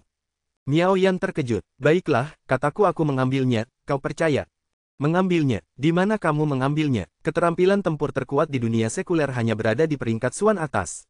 Bagaimana kamu mengambil keterampilan tempur tingkat dasar di dunia sekuler? Saya pernah berkata bahwa ada seorang ahli bela diri dari dunia lain yang pernah terbang melewati kota Suangmu dan secara tidak sengaja menjatuhkan keterampilan bela diri lokal kelas atas. Keterampilan itu jatuh ke rumah saya dan saya mengambilnya. Apakah Anda percaya? Saya percaya itu. Miao Yan tidak punya pilihan selain mengangguk. Dia harus mempercayainya bahkan jika dia tidak mau, kalau tidak, dia tidak akan mengerti dari mana datangnya keterampilan tempur tingkat bumi tingkat atas milik Lu Chen. Lu Chen diam-diam menghela napas lega, akhirnya berhasil lolos. Berbohong itu sungguh melelahkan. Kalau tidak, akan sulit baginya untuk menjelaskan asal-muasal keterampilan tempur tingkat bumi tingkat atas. Dia tidak mungkin memberitahu Miao Yan tentang perolehan mutiara kekacauan, bukan? Mutiara kekacauan adalah rahasia utamanya. Selain gurunya, Master Tyrant, bahkan Wanner tidak tahu banyak tentangnya. Bagaimana dia bisa membocorkannya dengan mudah? Begitu bocor, akan ada masalah besar. Ada kemungkinan orang kuat akan datang, membedahnya, dan mengambil mutiara kekacauan. Menuju ibu kota, di luar gerbang kota. Bai Ningsuang memimpin sekelompok eksekutif senior dari Pavilion Dan, yang menunggu dengan penuh semangat dengan ekspresi cemas di wajah mereka. Bai Ningsuang menerima pesan dari Miao Yan, menghitung waktu kapan Lu Chen akan tiba di Chaodu, dan menunggunya di sini pagi-pagi sekali. Namun, Lu Chen dan yang lainnya belum tiba, dan perkelahian kembali terjadi di luar kota. Para pembela kota melepaskan panah spiritual dan membunuh banyak master dari alam transformasi roh tingkat ke-6. Bai Ningsuang khawatir bahwa ini ada hubungannya dengan Lu Chen dan sesuatu akan terjadi pada Lu Chen. Lagi pula, Lu Chen menyiksa Han Yi sampai mati di Danceng, dan dia pasti akan membalas dendam pada Han Yi ketika dia kembali. Sebelumnya, Bai Ningsuang juga menerima beberapa informasi tentang Sekte Ziyun dan kota Suihua, dan menduga bahwa itu adalah perbuatan Han Yi. Karena dia tahu bahwa Lu Chen sengaja mengisi informasi pribadi yang salah untuk mengalihkan kesalahan. Oleh karena itu, dia khawatir Han Yi tidak akan menyerah dan akan terus menimbulkan masalah bagi Lu Chen. Jika para master alam transformasi spiritual tingkat ke-6 itu adalah anak buah Han Yi, Lu Chen mungkin akan berada dalam masalah besar. Ketika Lu Chen meninggalkan Chaodu, dia baru setengah langkah memasuki alam transformasi spiritual. Dia membunuh mantan Master Pavilion Dan, yang berada di tingkat kedua alam transformasi spiritual, dan utusan khusus Pavilion Dan Agung. Kekuatan bertarungnya telah mencapai puncaknya, dan dia jelas bukan tandingan seseorang di tingkat ke-6 alam transformasi spiritual. Hanya beberapa bulan telah berlalu. Tidak peduli seberapa mengerikan Lu Chen, dia hanya bisa menerobos ke alam transformasi spiritual paling banyak. Tidak peduli seberapa kuat kemampuan tempurnya, dia tidak bisa mencapai tingkat ke-6 alam transformasi spiritual. Kepala Pavilion, saya telah mengetahui dari Garnisun bahwa ada 7 prajurit transformasi spiritual level 6 yang terbunuh oleh panah energi spiritual, dan 2 lainnya terluka parah. Semuanya sangat penting. Seorang alkemis tingkat 6 bergegas mendekat dan berbisik di telinga Bai Ningsuang, 4 dari mereka berasal dari Istana Guru Besar, 2 orang adalah Kapten Garnisun, 1 orang adalah Jenderal Garda Kekaisaran, 1 orang adalah pengikut penting Pangeran Tertua, dan 1 orang adalah pengawal pribadi Pangeran Kedua. Orang-orang ini tidak berasal dari tempat yang sama, bagaimana mungkin mereka bersama? Bai Ningsuang terkejut. Penjaga gawang memberitahu saya bahwa orang-orang ini ditembak karena mereka mengejar beberapa orang dan ingin memasuki jangkauan panah energi spiritual. Alkemis tingkat ke-6 berbicara lagi. Apa yang mereka incar? Seorang pria dan 2 wanita.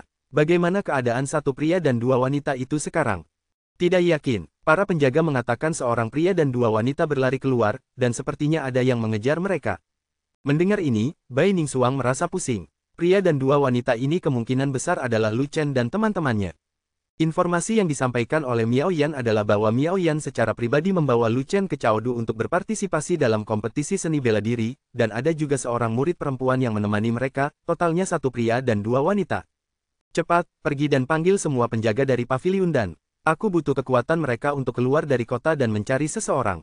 Bai Ningsuang tidak mempedulikan hal lain dan segera memberi perintah. Alkemis tingkat 6 hendak menanggapi dan pergi ketika seorang pria dan 2 wanita tiba-tiba muncul di depannya, berjalan cepat menuju gerbang kota. Guru Bai, apa kabar? Sebuah suara yang akrab terdengar, membuat kerutan di dahi Bai Ningsuang mengendur dan membuat semua eksekutif senior Pavilion Dan bersemangat. Saya telah bertemu Guru Lu. Semua eksekutif senior Pavilion Dan buru-buru melakukan penghormatan alkimia kepada pengunjung dengan hormat. Orang yang datang adalah Lu Chen, Raja Pil Agung tingkat 9. Namun, semua orang di Pavilion Alkimia telah dinasihati oleh Bai Ningsuang untuk tidak mempublikasikan identitas Lu Chen sebagai seorang alkemis untuk saat ini, jadi mereka tidak berani menyebut dirinya sebagai Raja Alkimia Agung. Adapun terakhir kali, ketika Lu Chen memburu pemberontak di seluruh kota Chaodu, sudah beberapa bulan sejak kejadian itu, dan saya khawatir tidak ada yang ingat wajah Lu Chen. Lagi pula, Lu Chen adalah orang asing di istana, dan selama dia tidak mengenakan jubah dan wang yang menarik perhatian, dia pada umumnya tidak akan dikenali. Tuan Lu, Tuan Sekte Miao, Anda ada di sini. Bai Ningsuang sangat gembira dan bergegas menemuinya. Bai Ningsuang menyambut Lu Chen dan yang lainnya ke kota, mengatur agar mereka tinggal di Pavilion Dan, dan kemudian mengadakan perjamuan untuk menyambut Lu Chen dan yang lainnya. Setelah perjamuan, para eksekutif senior Pavilion Dan bubar, Waner dan Miao Yan juga kembali ke kamar mereka untuk beristirahat, hanya menyisakan Lu Chen dan Bai Ningsuang. Baru pada saat itulah Bai Ningsuang secara resmi memberi penghormatan kepada Lu Chen dengan rasa hormat yang setinggi-tingginya. Bawahanmu memberi salam pada Raja dan Agung. Hei, Master Pavilion Bai, kau masih mencoba menipuku. Cepatlah berdiri. Lu Chen mengangkat tangannya dan bertanya, bagaimana situasi Pangeran Keempat saat ini? Dengan dukungan Pavilion Dan, situasi Pangeran Keempat menjadi jauh lebih baik. Setidaknya Pangeran Pertama memiliki satu kekhawatiran lagi jika ia ingin menyerang Pangeran Keempat. Kata Bai Ningsuang. Hanya Pavilion Dan. Lu Chen mengerutkan kening dan bertanya lagi, di mana Sang Ge? Apa yang sedang dilakukan Sang Ge? Bukankah kamu membawa surat Duan Xin ke kepala Sang Ge? Saya mengambil surat itu, tetapi surat Duan Xin menyebutkan nama Anda, bukan saya. Oleh karena itu, kepala Pavilion Sang menggunakan ini sebagai alasan untuk tidak menyetujui saya. Dukungan Pavilion Sang terhadap Pangeran Tertua tetap tidak berubah. Maksudmu, aku harus pergi ke Pavilion Sang secara langsung? Menurutku tidak ada gunanya pergi. Dari sikap kepala Paviliun Sang, aku merasa dia sangat enggan mendukung pangeran keempat. Aku menduga dia telah menerima keuntungan dari pangeran pertama dan mustahil baginya untuk beralih ke pangeran keempat. Kalau begitu, bukankah surat Duan Xin akan menjadi selembar kertas bekas? Lu Chen berpikir keras. Setelah beberapa saat, dia bertanya lagi, berdasarkan pemahamanmu tentang Paviliun Sang, apakah aturan internal Paviliun Sang ketat? Seberapa besar kekuatan yang dimiliki kepala Aula Duan Xin? Bisakah dia menekan Master Paviliun Sang? Sistem internal Paviliun Sang sangat ketat. Kepala Aula memiliki otoritas yang besar. Kepala Aula Paviliun Sang berada di depan Kepala Aula Sekte Sang, yang setara dengan saya yang berada di depan Anda. Bai Ningsuang menjawab, saya tidak pernah menyangka bahwa status Duan Xin di dunia bisnis begitu tinggi. Itu akan membuat segalanya lebih mudah. Lu Chen menghela nafas dan berkata kepada Bai Ningsuang, ayo pergi, bawa aku ke Paviliun Sang. Sekarang, kanan, sudah larut malam, kenapa tidak besok? Terlalu mencolok di siang hari, dan hanya sederhana di malam hari. 148 bab 148 buta mata anjingmu. Saat itu sudah larut malam dan jalan-jalan di Chaodu masih sepi pengunjung. Bangunan-bangunan komersial yang ramai dengan orang pada siang hari telah lama tutup. Di ruang belajar Paviliun Sang, kepala Paviliun Sang selesai meninjau beberapa dokumen dan bersiap untuk kembali ke kamarnya untuk beristirahat. Melapor kepada Master Paviliun dan Bai Ningsuang ingin bertemu denganmu. Seseorang berkata di luar pintu. Dia lagi. Kepala Paviliun Sang mengerutkan kening dan berkata, mengapa dia datang ke sini larut malam? Katakan padanya bahwa aku sudah tidur dan dia bisa kembali besok jika ada yang ingin dia katakan. Setelah berpikir sejenak, Kepala Paviliun Sang berkata, lupakan saja. Dia tidak perlu datang besok. Aku sangat sibuk akhir-akhir ini dan tidak punya waktu untuk menemuinya. Saya sudah memberitahu Anda bahwa Master Paviliun sedang beristirahat, tetapi Bai Ningsuang mengatakan bahwa ada sesuatu yang sangat mendesak dan dia ingin bertemu langsung dengan Anda. Kata pria di luar pintu. Sangat mendesak. Apakah karena pangeran keempat Ming Hao, Master Paviliun ini tidak peduli padanya? Kepala Paviliun Sang berkata dengan dingin, bawa beberapa pengawal keluar dan suruh dia pergi. Tetapi Bai Ningsuang membawa seorang pemuda, dan mengatakan bahwa dia adalah penguasa Aula Duan Xin. Pria di luar pintu berbicara dengan gemetar. Orang-orang Duan Xin. Kepala Paviliun Sang membuka matanya. Duan Xin sedikit terkenal di Sekte Sang dan memiliki status tinggi di kota Sang. Dia juga bos dari bosnya. Orang-orang Duan Xin benar-benar tidak bisa diabaikan. Dia buru-buru berkata, cepat, minta mereka untuk datang kepadaku. Tidak lama kemudian, Bai Ningsuang tiba, ditemani seorang pemuda berjubah. Guru Bai, selamat malam. Pimpinan Paviliun Sang membungkuk sopan, lalu menatap pemuda itu dan bertanya, siapa ini? Dia adalah Lu Chen, kata Bai Ningsuang. Oh, ternyata itu adalah Raja Lu dan yang disebutkan dalam surat dari Hall Master Duan. Pemimpin Paviliun Sang tiba-tiba menyadari, menatap Lu Chen sebentar, dan bertanya dengan bingung, Lu dan Wang, mengapa kamu tidak mengenakan jubah dan Wang? Siapakah yang menetapkan bahwa Raja dan harus mengenakan jubah Raja dan? Lu Chen berkata dengan tenang, tanpa jubah dan King, aku tidak bisa mengetahui identitasmu. Kata Kepala Paviliun Sang, apakah Anda harus mengkonfirmasi identitas saya sebelum melaksanakan perintah Duan Xin? Lu Chen terus berbicara dengan tenang. Ini, Kepala Paviliun Sang terdiam. Faktanya, ketika Bai Ningsuang membawa orang itu ke sini, dia pada dasarnya yakin bahwa orang itu adalah Lu Chen. Kalau tidak, mengapa Bai Ningsuang membawa orang ke sini di tengah malam? Akan tetapi, dia telah menerima manfaat dari pangeran tertua dan mendukungnya, jadi sulit baginya untuk berbalik dan mendukung pangeran keempat. Jika Duan Xin datang sendiri, dia tidak akan berkata apa-apa dan hanya bisa mengubah pendiriannya. Namun Duan Xin hanya mengiriminya satu surat, memintanya untuk mengikuti pengaturan Lu Chen dan mendukung pangeran keempat, yang membuatnya tidak mau. Lu Chen masih sangat muda dan rambutnya bahkan belum tumbuh sepenuhnya, mengapa dia harus mendengarkan bocah berambut kuning ini? Bagaimana kalau aku mengirim seseorang ke kota dan untuk memberitahu Duan Xin dan memintanya datang ke sini? Melihat bahwa Kepala Paviliun Sang ragu-ragu dan kurang tulus, Lu Chen tidak perlu bersikap sopan padanya dan langsung mengeluarkan Duan Xin untuk menekan rubah tua ini. Itu tidak perlu. Tidak ada yang terjadi di sini. Tidak perlu merepotkan Master Duan untuk datang ke sini secara langsung. Kepala Paviliun Sang berkata cepat, lalu menjelaskan, saya seorang pengusaha, saya berhati-hati dalam melakukan sesuatu, dan saya harus melihat segala sesuatunya dengan mata kepala saya sendiri untuk mempercayainya. Implikasinya adalah seseorang harus melihat Lu Chen mengenakan jubah raja dan sebelum seseorang dapat membuat kesimpulan akhir. Maksudmu, kau ingin tahu tingkatan dan king yang mana yang kumiliki? Lu Chen bertanya dengan tenang. Surat dari Hall Master Duan mengatakan bahwa aku harus mematuhi perintah seorang raja dan bernama Lu Chen, dan raja dan ini mungkin adalah raja dan tingkat kelima. Kepala Paviliun Sang menjelaskan sambil tersenyum, tetapi dia tidak setuju dalam hatinya. Duan Xin hanya mengatakan bahwa Lu Chen mungkin adalah raja dan tingkat kelima, yang berarti bahwa Duan Xin tidak tahu tingkat apa Lu Chen, dan ini mungkin hanya tebakan Duan Xin. Menurutnya, Lu Chen masih terlalu muda. Bahkan jika dia adalah seorang dan king, dia hanya berada di level 1 atau 2 paling tinggi. Ada banyak raja dan tingkat pertama dan kedua di Sekte Shang. Jika Lu Chen hanya memiliki kekuatan sebesar ini, dia tidak akan bisa menekannya. Duan Xin toh tidak ada di sini, jadi kenapa kalau dia tidak mematuhi perintah? Di masa depan, bahkan jika Duan Xin tahu tentang hal itu, dia tidak mungkin meminta pertanggungjawaban seorang Master Paviliun Shang atas seorang raja dan tingkat rendah. Yah, Duan Xin belum pernah melihatku mengenakan jubah raja dan, jadi dia benar-benar tidak tahu pangkat apa yang kumiliki. Lu Chen mengangguk dan berkata, tapi bukankah dia mengatakan bahwa aku mungkin berada di level 5? Apakah kamu masih ragu? Maaf, tapi aku punya prinsip dalam melakukan sesuatu. Aku hanya percaya pada mataku sendiri. Pimpinan Paviliun Shang juga menjadi dingin, matanya dipenuhi kecurigaan dan penghinaan. Sialan, aku memintamu mengenakan jubah dan king untuk membuktikan identitasmu, tetapi kamu terus membuat alasan. Apakah kamu bahkan bukan dan king dan bahkan tidak memiliki jubah dan king? Jika memang begitu, maka akan lebih mudah untuk menghadapinya. Dia tinggal melanggar perintah Duan Xin dan tidak ada yang perlu dikhawatirkan. Lalu buka matamu dan perhatikan baik-baik. Lu Chen merobek jubahnya, memperlihatkan jubah raja dan berwarna merah dengan 9 pola raja dan berwarna emas di atasnya. Cahaya keemasan bersinar, menerangi seluruh ruang belajar. Mata pemimpin Paviliun Shang menjadi buta di tempat. Aku telah bertemu dengan Raja Pil Agung tingkat ke-9. Kepala Paviliun Shang membungkuk buru-buru dan merasa menyesal atas sikapnya sebelumnya.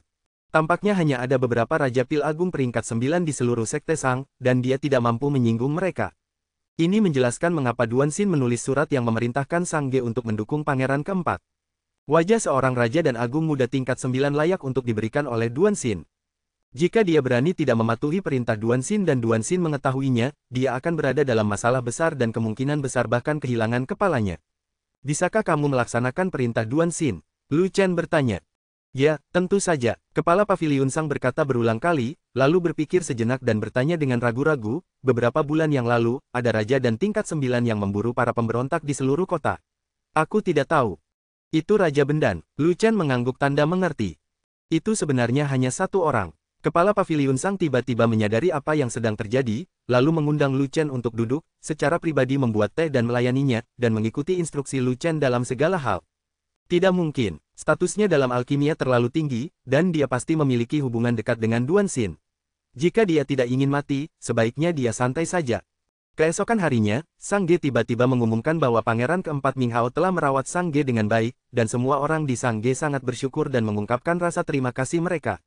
Maksudnya adalah mendukung pangeran keempat. Berita yang mengejutkan ini segera menyebar ke seluruh ibu kota dan mengejutkan seluruh keluarga kerajaan.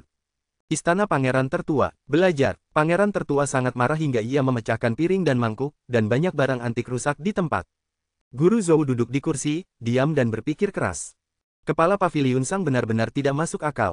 Dia mengingkari janjinya dan bahkan mengembalikan hadiah yang kuberikan padanya dalam keadaan utuh. Benar-benar keji.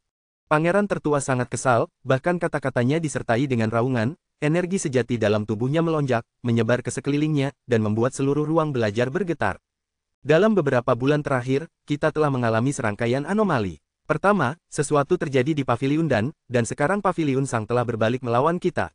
Selain itu, sekelompok ahli telah menghilang tanpa alasan yang jelas. Pasti ada ahli di balik ini.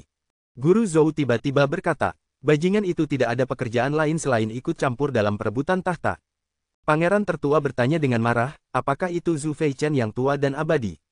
Zhu Feichen tidak memenuhi syarat. Dia bukan seorang master dan tidak memiliki kemampuan untuk memenangkan Paviliun dan Paviliun Shang. Guru besar Zhou mencibir. Siapa dia? Saya menduga bahwa itu adalah Raja Pil Agung tingkat 9 yang muncul beberapa bulan lalu. 149 bab 149 bolehkah aku menjilat kakimu? Raja dan Agung yang mengejar mantan kepala Paviliun dan ke seluruh kota. Berbicara tentang Raja Pil Agung tingkat 9, Pangeran Tertua menggertakkan giginya karena marah. Dia telah menerima berita bahwa Paviliun Pil siap mendukungnya. Raja dan Agung itulah yang tiba-tiba muncul, dan atas nama membersihkan rumah, dia membunuh mantan pemimpin Paviliun dan membantu Bai Ningsuang mengambil alih posisi tersebut. Sejak saat itu, Paviliun dan mendukung saudara keempatnya Ming Hao, yang benar-benar merupakan sambaran petir baginya. Ya, hanya dia yang bisa mengalahkan Paviliun Shang. Tidak ada orang lain yang punya kemampuan itu. Kata Guru Zhou, kalau begitu, bunuh dia. Pangeran tertua berkata sambil menggertakkan giginya.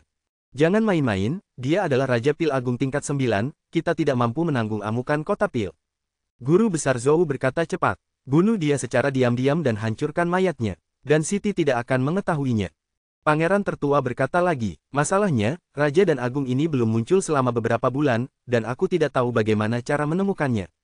Grandmaster Zhou menghela napas, lalu berkata, kecuali dia berniat mengambil alih paviliun dan, Bai Ningsuang harus tahu siapa dia. Wanita jalang Bai Ningsuang itu hanya tahu cara melindungi Ming Hao. Kurasa Raja Pil Agung tingkat 9 itu ditarik ke sini olehnya. Pangeran tertua mengerutkan kening dan berkata, tidak ada gunanya menargetkan Bai Ningsuang. Dia pasti tidak akan memberitahu siapapun. Aku hanya tidak percaya kalau para petinggi paviliun dan lainnya tidak mengetahui asal-usul Raja dan Agung. Grandmaster Zhou mencibir dan berkata, jika aku mengetahui keberadaan Raja dan Agung itu, kita bisa mempelajari cara membunuhnya dan menghancurkan tubuhnya. Ini adalah suatu keharusan. Pangeran tertua menghancurkan meja kopi besi hitam di sebelahnya dengan satu pukulan dan berkata dengan keras, bunuh Raja dan Yang Agung itu dan kemudian bunuh Bai Ningsuang. Karena kita akan membunuh mereka, mengapa tidak membunuh Ming Hao juga? Bawa paviliun dan paviliun Sang, dan lihat siapa yang berani bersaing denganku untuk memperebutkan tahta. Hei, pangeran, jangan terburu-buru. Beberapa orang tidak bisa dibunuh begitu saja. Beberapa hal perlu dipertimbangkan dengan saksama. Guru besar Zhou menggelengkan kepalanya tanpa daya. Pangeran tertua ini memiliki temperamen yang buruk dan merupakan pria yang pemberani tetapi tidak memiliki strategi. Namun, disinilah ia melihat keburukan dalam diri pangeran tertua, lebih mudah mengambil keuntungan dari orang yang berani tetapi tidak bijaksana. Jika dia berani dan banyak akal, dia tidak akan mendukung pangeran tertua. Bukankah lebih baik mendukung pangeran lain? Sekte Xuantian, puncak utama, di dalam gua yang penuh energi spiritual. Ming Hao perlahan menyelesaikan latihannya. Ia membuka matanya, tatapannya tajam dan penuh percaya diri. Selama beberapa bulan terakhir, ia telah membuat terobosan kedua alam kecil dengan bantuan akumulasi banyak sumber daya, dan baru saja menstabilkan kultivasinya. Alasan lain mengapa dia bersembunyi di sini dalam pengasingan adalah untuk menyelamatkan hidupnya.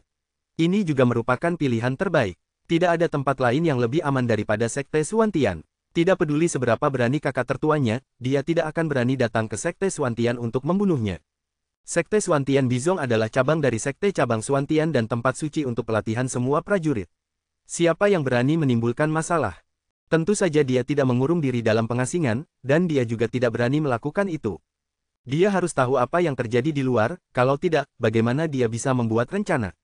3 bulan lalu, sesuatu yang tidak terduga terjadi di paviliun dan Bai Ningsuang naik ke posisi Master Paviliun, yang membuatnya merasa jauh lebih rileks dan mengurangi banyak tekanan. Setidaknya kakak tertua yang kejam tidak akan berani membunuhnya secara terbuka, kalau tidak, dia harus mempertimbangkan kekuatan paviliun dan memiliki monopoli atas ramuan dan dapat mencekik dinasti Yongming jika diperlukan. Tanpa pasokan ramuan, ketidakpuasan para prajurit di seluruh negeri akan meletus dan seluruh negeri akan kacau balau. Keluarga kerajaan sama sekali tidak ingin melihat hal ini terjadi. Terlebih lagi, dan paviliun juga memiliki tim penjaga yang sangat kuat yang dapat langsung mendukungnya saat diperlukan. Oleh karena itu, dengan dukungan dan paviliun, keselamatannya sangat terjamin. Namun, kekuatan paviliun dan masih terbatas dan tidak cukup untuk membantunya mengambil posisi tersebut. Namun, hari ini ada kabar baik lainnya, bahwa paviliun Sang juga mendukungnya, yang sungguh tidak dapat dipercaya. Sang Ge tidak pernah berurusan dengannya dan selalu mendukung pangeran tertua. Tiba-tiba, mereka berbalik dan mendukungnya. Siapapun akan mengira mereka melihat hantu. Akan tetapi, baru setelah Bai Ningsuang meminta seseorang datang dan mengonfirmasikan berita tersebut kepadanya, barulah dia benar-benar mempercayainya. Maka dari itu, dia mengkonsolidasikan kultivasinya dan bersiap untuk keluar. Selamat kepada pangeran keempat. Kini Anda mendapat dukungan dari kekuatan yang kuat. Tidak akan menjadi masalah bagi Anda untuk naik tahta. Di luar gua, seorang lelaki tua berjubah tau berwarna kuning tua datang dan berkata sambil tersenyum. Lelaki tua itu berwajah tirus, berkumis, dan bermata hijau. Dia tidak lain adalah Zhu Feichen, pemimpin klan Xuantian. Terima kasih atas perlindunganmu, Guru. Ming Hao segera memberi hormat pada Zhu Feichen. Sekarang, kamu sudah mendapat dukungan dari paviliun dan paviliun Sang, dan Sekte Xuantianku juga mendukungmu, jadi kamu memenuhi syarat untuk bersaing memperebutkan tahta. Kata Zhu Feichen. Namun, saudara tertua mengendalikan pasukan pengawal kekaisaran, saudara kedua mengendalikan garnisun, dan saudara ketiga mengendalikan pasukan kekaisaran. Meskipun aku mendapat dukungan dari 3 kekuatan utama, aku tidak memiliki pasukan di tanganku, jadi aku tidak memiliki banyak keyakinan untuk melawan mereka secara langsung. Ming Hao menghela napas dan menggelengkan kepalanya pelan, hal yang paling merepotkan adalah guru besar Zhou selalu mendukung saudaraku, dan ada banyak menteri di istana yang merupakan pengikut guru besar Zhou. Saudaraku hampir dianggap sebagai satu-satunya kandidat yang akan mewarisi tahta. Bukankah kamu masih memiliki Xin Yue? Dia memiliki pasukan pertahanan perbatasan yang besar. Selama dia dipindahkan ke ibu kota, hal-hal besar dapat dicapai. Kata Zhu Feichen, tidak, pasukan Jenderal Xin harus waspada terhadap kekaisaran angin tajam dan tidak boleh bergerak. Ming Hao menolak mentah-mentah, saya, Ming Hao, tidak akan pernah mengutamakan masa depan saya di atas keamanan nasional. Itu merepotkan, meskipun Paviliun Dan, Paviliun Sang, dan Sekte Suantianku sangat kuat dan dapat menjamin keselamatanmu, kami tidak dapat membantumu untuk naik pangkat. Zhu Feichen menggelengkan kepalanya dan berkata tanpa daya, tiga kekuatan utama adalah cabang independen dan bukan milik dinasti Yongming. Tidaklah tepat bagi mereka untuk campur tangan langsung dalam perebutan tahta. Jika Xin Yue tidak dapat memimpin pasukan kembali, kamu hanya dapat menyaksikan kakak tertuamu naik tahta. Jika memang begitu, Ming Hao menerima takdirnya. Baiklah, biarkan saja. Zhu Feichen memikirkannya lagi, dan tiba-tiba bertanya sesuatu, berapa lama ayahmu, Raja Ming, bisa bertahan? Saya khawatir itu tidak akan bertahan lebih dari sebulan. Ketika Ming Hao menyebut ayahnya, matanya meredup. Jika Raja Ming bertahan beberapa bulan lagi, mungkin situasinya akan berbeda. Zhu Feichen menghela napas, lalu menuntun Ming Hao keluar, menyuruhnya membicarakan masalah itu dengan Bai Ningsuang setelah kembali. Dunia lain, Sekte Suantian Dao, 100.000 puncak. Puncak gunung tertinggi adalah tempat sang master tiran berlatih. Badao Zhenren duduk di kursi goyang sambil berpikir keras. Dia telah berpikir keras selama 7 hari dan belum juga bangun. Hal pertama yang dilihatnya saat terbangun adalah seorang pria gemuk yang sedang memindahkan batu bata di bawah sebuah bangunan yang belum selesai. Anak laki-laki gendut, sang penguasa tirani berbicara. Leluhur, kau memanggilku. Tubuh gemuk bocah gendut itu bergetar karena kegembiraan, dan semua batu bata spiritual di tangannya jatuh ke tanah. Ini adalah pertama kalinya leluhur tua itu menatap matanya dalam 2 tahun sejak dia datang ke gunung. Dia sangat bersemangat. Apakah ada orang lain di sini? Datanglah ke sini sekarang. Kata sang master tiran dengan tidak senang. Ya, keluar sekarang, keluar segera. Bocah gendut itu berlari dengan panik, menjatuhkan dirinya di kaki sang penguasa tirani, dan menangis terseduh-seduh karena kegembiraan. Tuan tua, bolehkah aku menjilat kakimu? 150 bab 150 kencan buta.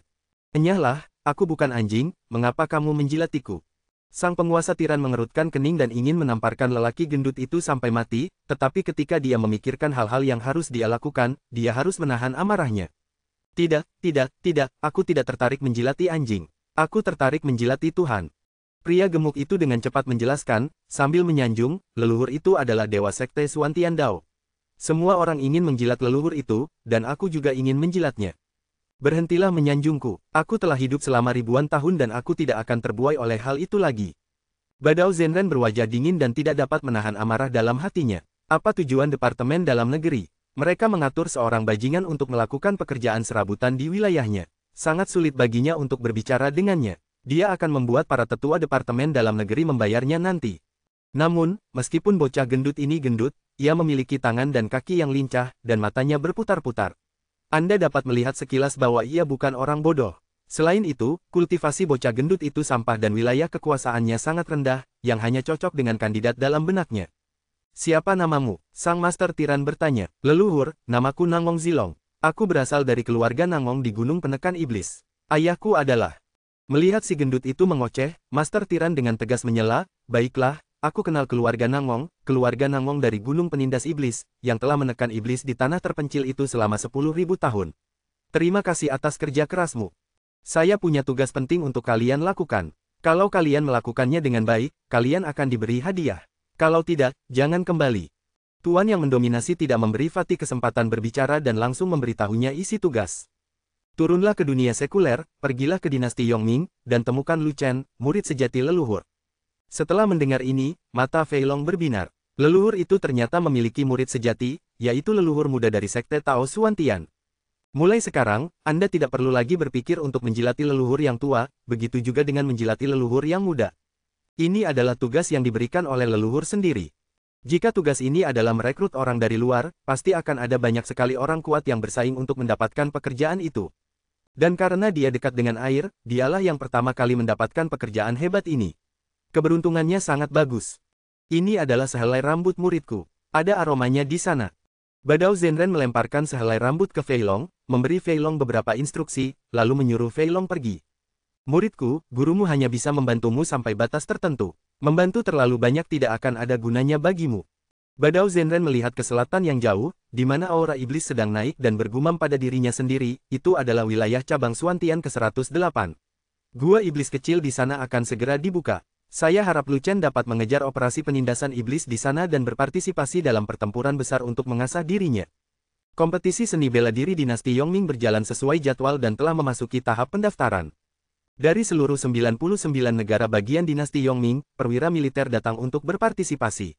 Satu-satunya sekte yang berpartisipasi dalam kompetisi dari Dengzhou adalah sekte Feixia, karena sekte Ziyun dan sekte Suisa telah tenggelam. Dengan kata lain, sekte Ziyun dan sekte Suisa dihancurkan oleh Lu Chen. Namun, pada formulir pendaftaran, ada seseorang yang mendaftar sebagai murid sekte Ziyun. Nama orang itu adalah Jiang Yao. Paviliun Dan, terdengar bisikan-bisikan dari ruang belajar Master Paviliun, dan orang-orang sedang berbicara di dalam. Orang ini adalah musuh Lu Chen. Mereka akan bertemu di kompetisi Wumen. Jiang Yao adalah jenius bela diri nomor 1 dari 3 sekte bela diri utama di Dengzhou. Kultivasinya selalu lebih tinggi dari Lu Chen. Sekarang, tidak ada yang tahu level apa yang telah dicapainya. Tapi Lu Chen sangat ambisius. Dia tidak akan bergantung pada orang lain untuk membalas dendam. Dia telah setuju untuk bertarung dengan Jiang Yao selama setengah tahun untuk bertarung sampai mati di kompetisi Wumen. Lu Chen memiliki potensi yang besar. Ia mampu mengalahkan prajurit yang beberapa tingkat lebih tinggi darinya. Ia adalah seorang jenius bela diri yang sangat langka. Terlebih lagi, Lu Chen adalah sahabat karib saudara keempatmu dan membantunya naik ke tampuk kekuasaan. Entah karena sopan santun atau hal lain, sangatlah penting bagimu untuk bertemu dengannya. Bahkan jika kamu tidak menyukainya, akan lebih baik jika kamu berteman dengannya. Bai Ningxuang memegang sebuah daftar, menunjuk nama Jiang Yao, dan kemudian mengobrol dengan Putri Mingyue. Bai Ningxuang berusaha membujuknya berkali-kali hingga mulutnya hampir kering. Dia akan berlari ke istana untuk membujuk Putri Mingyue setiap beberapa hari, atau bahkan beberapa kali sehari. Putri Mingyue merasa seperti akan gila, dan dia datang ke paviliun dan dengan enggan. Terus terang, dia datang ke sini untuk kencan buta, dan dia hanya menganggapnya sebagai formalitas untuk menghindari Bai Ningxuang mengganggunya setiap hari. Meskipun Bai Ningxuang memuji Lu Chen setinggi langit, masih ada beberapa hal yang tidak dia ceritakan kepada Putri Mingyue, terutama identitasnya sebagai Raja Pil Agung tingkat ke-9. Selain Ming Hao, dia tidak akan mengungkapkannya kepada siapapun, termasuk Putri Mingyue. Situasi saat ini menjadi semakin berbahaya. Putri Mingyue adalah seorang wanita dan tidak baik baginya untuk mengetahui terlalu banyak. Terlebih lagi, identitas Lu Chen memang perlu dirahasiakan. Tidak semua orang takut pada Raja Pil Agung tingkat ke-9. Terakhir kali, utusan khusus Paviliun Pil Agung ingin bergabung dengan mantan Master Paviliun untuk membunuh Lu Chen. Identitas Lu Chen sebagai seorang alkemis tidak boleh diungkapkan sampai saat kritis. Putri Mingyue mendengarkan sanjungan Bai Ningxuang dengan acuh tak acuh, dengan ketidakberdayaan di seluruh wajah cantiknya. Dia tidak memiliki persyaratan apapun untuk Lu Chen, dia hanya meminta Lu Chen untuk segera datang, menemuinya, menyapa, menyelesaikan tugas, dan pulang lebih awal. Lu Chen berkata dia sedang memurnikan obat dan akan keluar nanti, jadi dia harus menunggu di ruang belajar selama 1 jam penuh. Jika Bai Ningxuang tidak menahannya, dia pasti sudah pergi sejak lama. Bibi, apakah dia akan datang? Aku masih harus kembali berlatih. Putri Mingyue berkata dengan tidak senang. Tentu saja ikut, dia berjanji akan datang. Bai Ningxuang berkata cepat, dia mungkin sedang dalam masa kritis dalam memurnikan ramuan itu. Mohon bersabar dan tunggu sedikit lebih lama. Begitu dia selesai berbicara, terdengar suara langkah kaki di luar dan seseorang datang. Tuan Bai, saya di sini. Suara kuat Lu Chen datang dari luar pintu. Tuan Lu, silakan masuk. Bai Ningxuang menanggapi dengan cepat. Pintu terbuka dan seorang pria muda dengan asap di wajahnya masuk. Lu Chen mencoba memurnikan pil energi spiritual 4 pola, tetapi selalu gagal. Asap dari pil limbah menodai wajahnya, membuatnya tampak sedikit kotor. Setelah pil terakhir gagal, dia merasa sedikit tertekan. Mengingat bahwa Bai Ningxuang ingin menemuinya untuk suatu alasan, dia bergegas menghampirinya bahkan tanpa mencuci mukanya. Anda, ketika Putri Mingyue melihat Lu Chen, matanya berbinar. Pria ini memiliki alis seperti pedang dan tampak sangat mirip dengan Raja Ramuan Agung tingkat 9 yang masih muda. Mungkinkah orang ini adalah raja dan muda yang mengejar bocah pemberontak di seluruh kota? Setelah beberapa saat, Putri Mingyue menyangkalnya, dan cahaya di mata indahnya berangsur-angsur memudar. Orang ini sangat mirip dengan Raja Alkimia Muda, tetapi orang ini memiliki ekspresi tertekan dan tatapan mata yang tumpul. Dia tidak memiliki temperamen Raja Alkimia Muda yang mengagumkan tanpa amarah, juga tidak memiliki aura menelan gunung dan sungai serta memandang rendah dunia. Yang lebih penting, orang ini tidak mengenakan jubah Dan King. Hal yang paling menarik perhatian dari Dan King muda, dan yang paling menonjol, adalah jubah Dan King berwarna merah dengan pola emas. Lu Chen, perkenalkan, ini Putri Mingyue. Bai Ningxuang segera memperkenalkan kedua belah pihak. Putri, ini Lu Chen, kalian berdua harus saling mengenal lebih baik. Lu Chen telah bertemu Putri Mingyue. Lu Chen tertegun sejenak, namun karena sopan santun, dia cepat-cepat membungkuk. Bai Ningxuang berkata dia ingin mencari sesuatu, dan ternyata masalahnya adalah ini, dan dia malah membawa Putri Mingyue bersamanya. Kembali ke kota Dan, Bai Ningxuang merekomendasikan Putri Mingyue, tetapi dia tidak menganggapnya serius. Dia tidak menyangka Bai Ningxuang benar-benar akan melakukannya. Mingyue telah bertemu Guru Lu.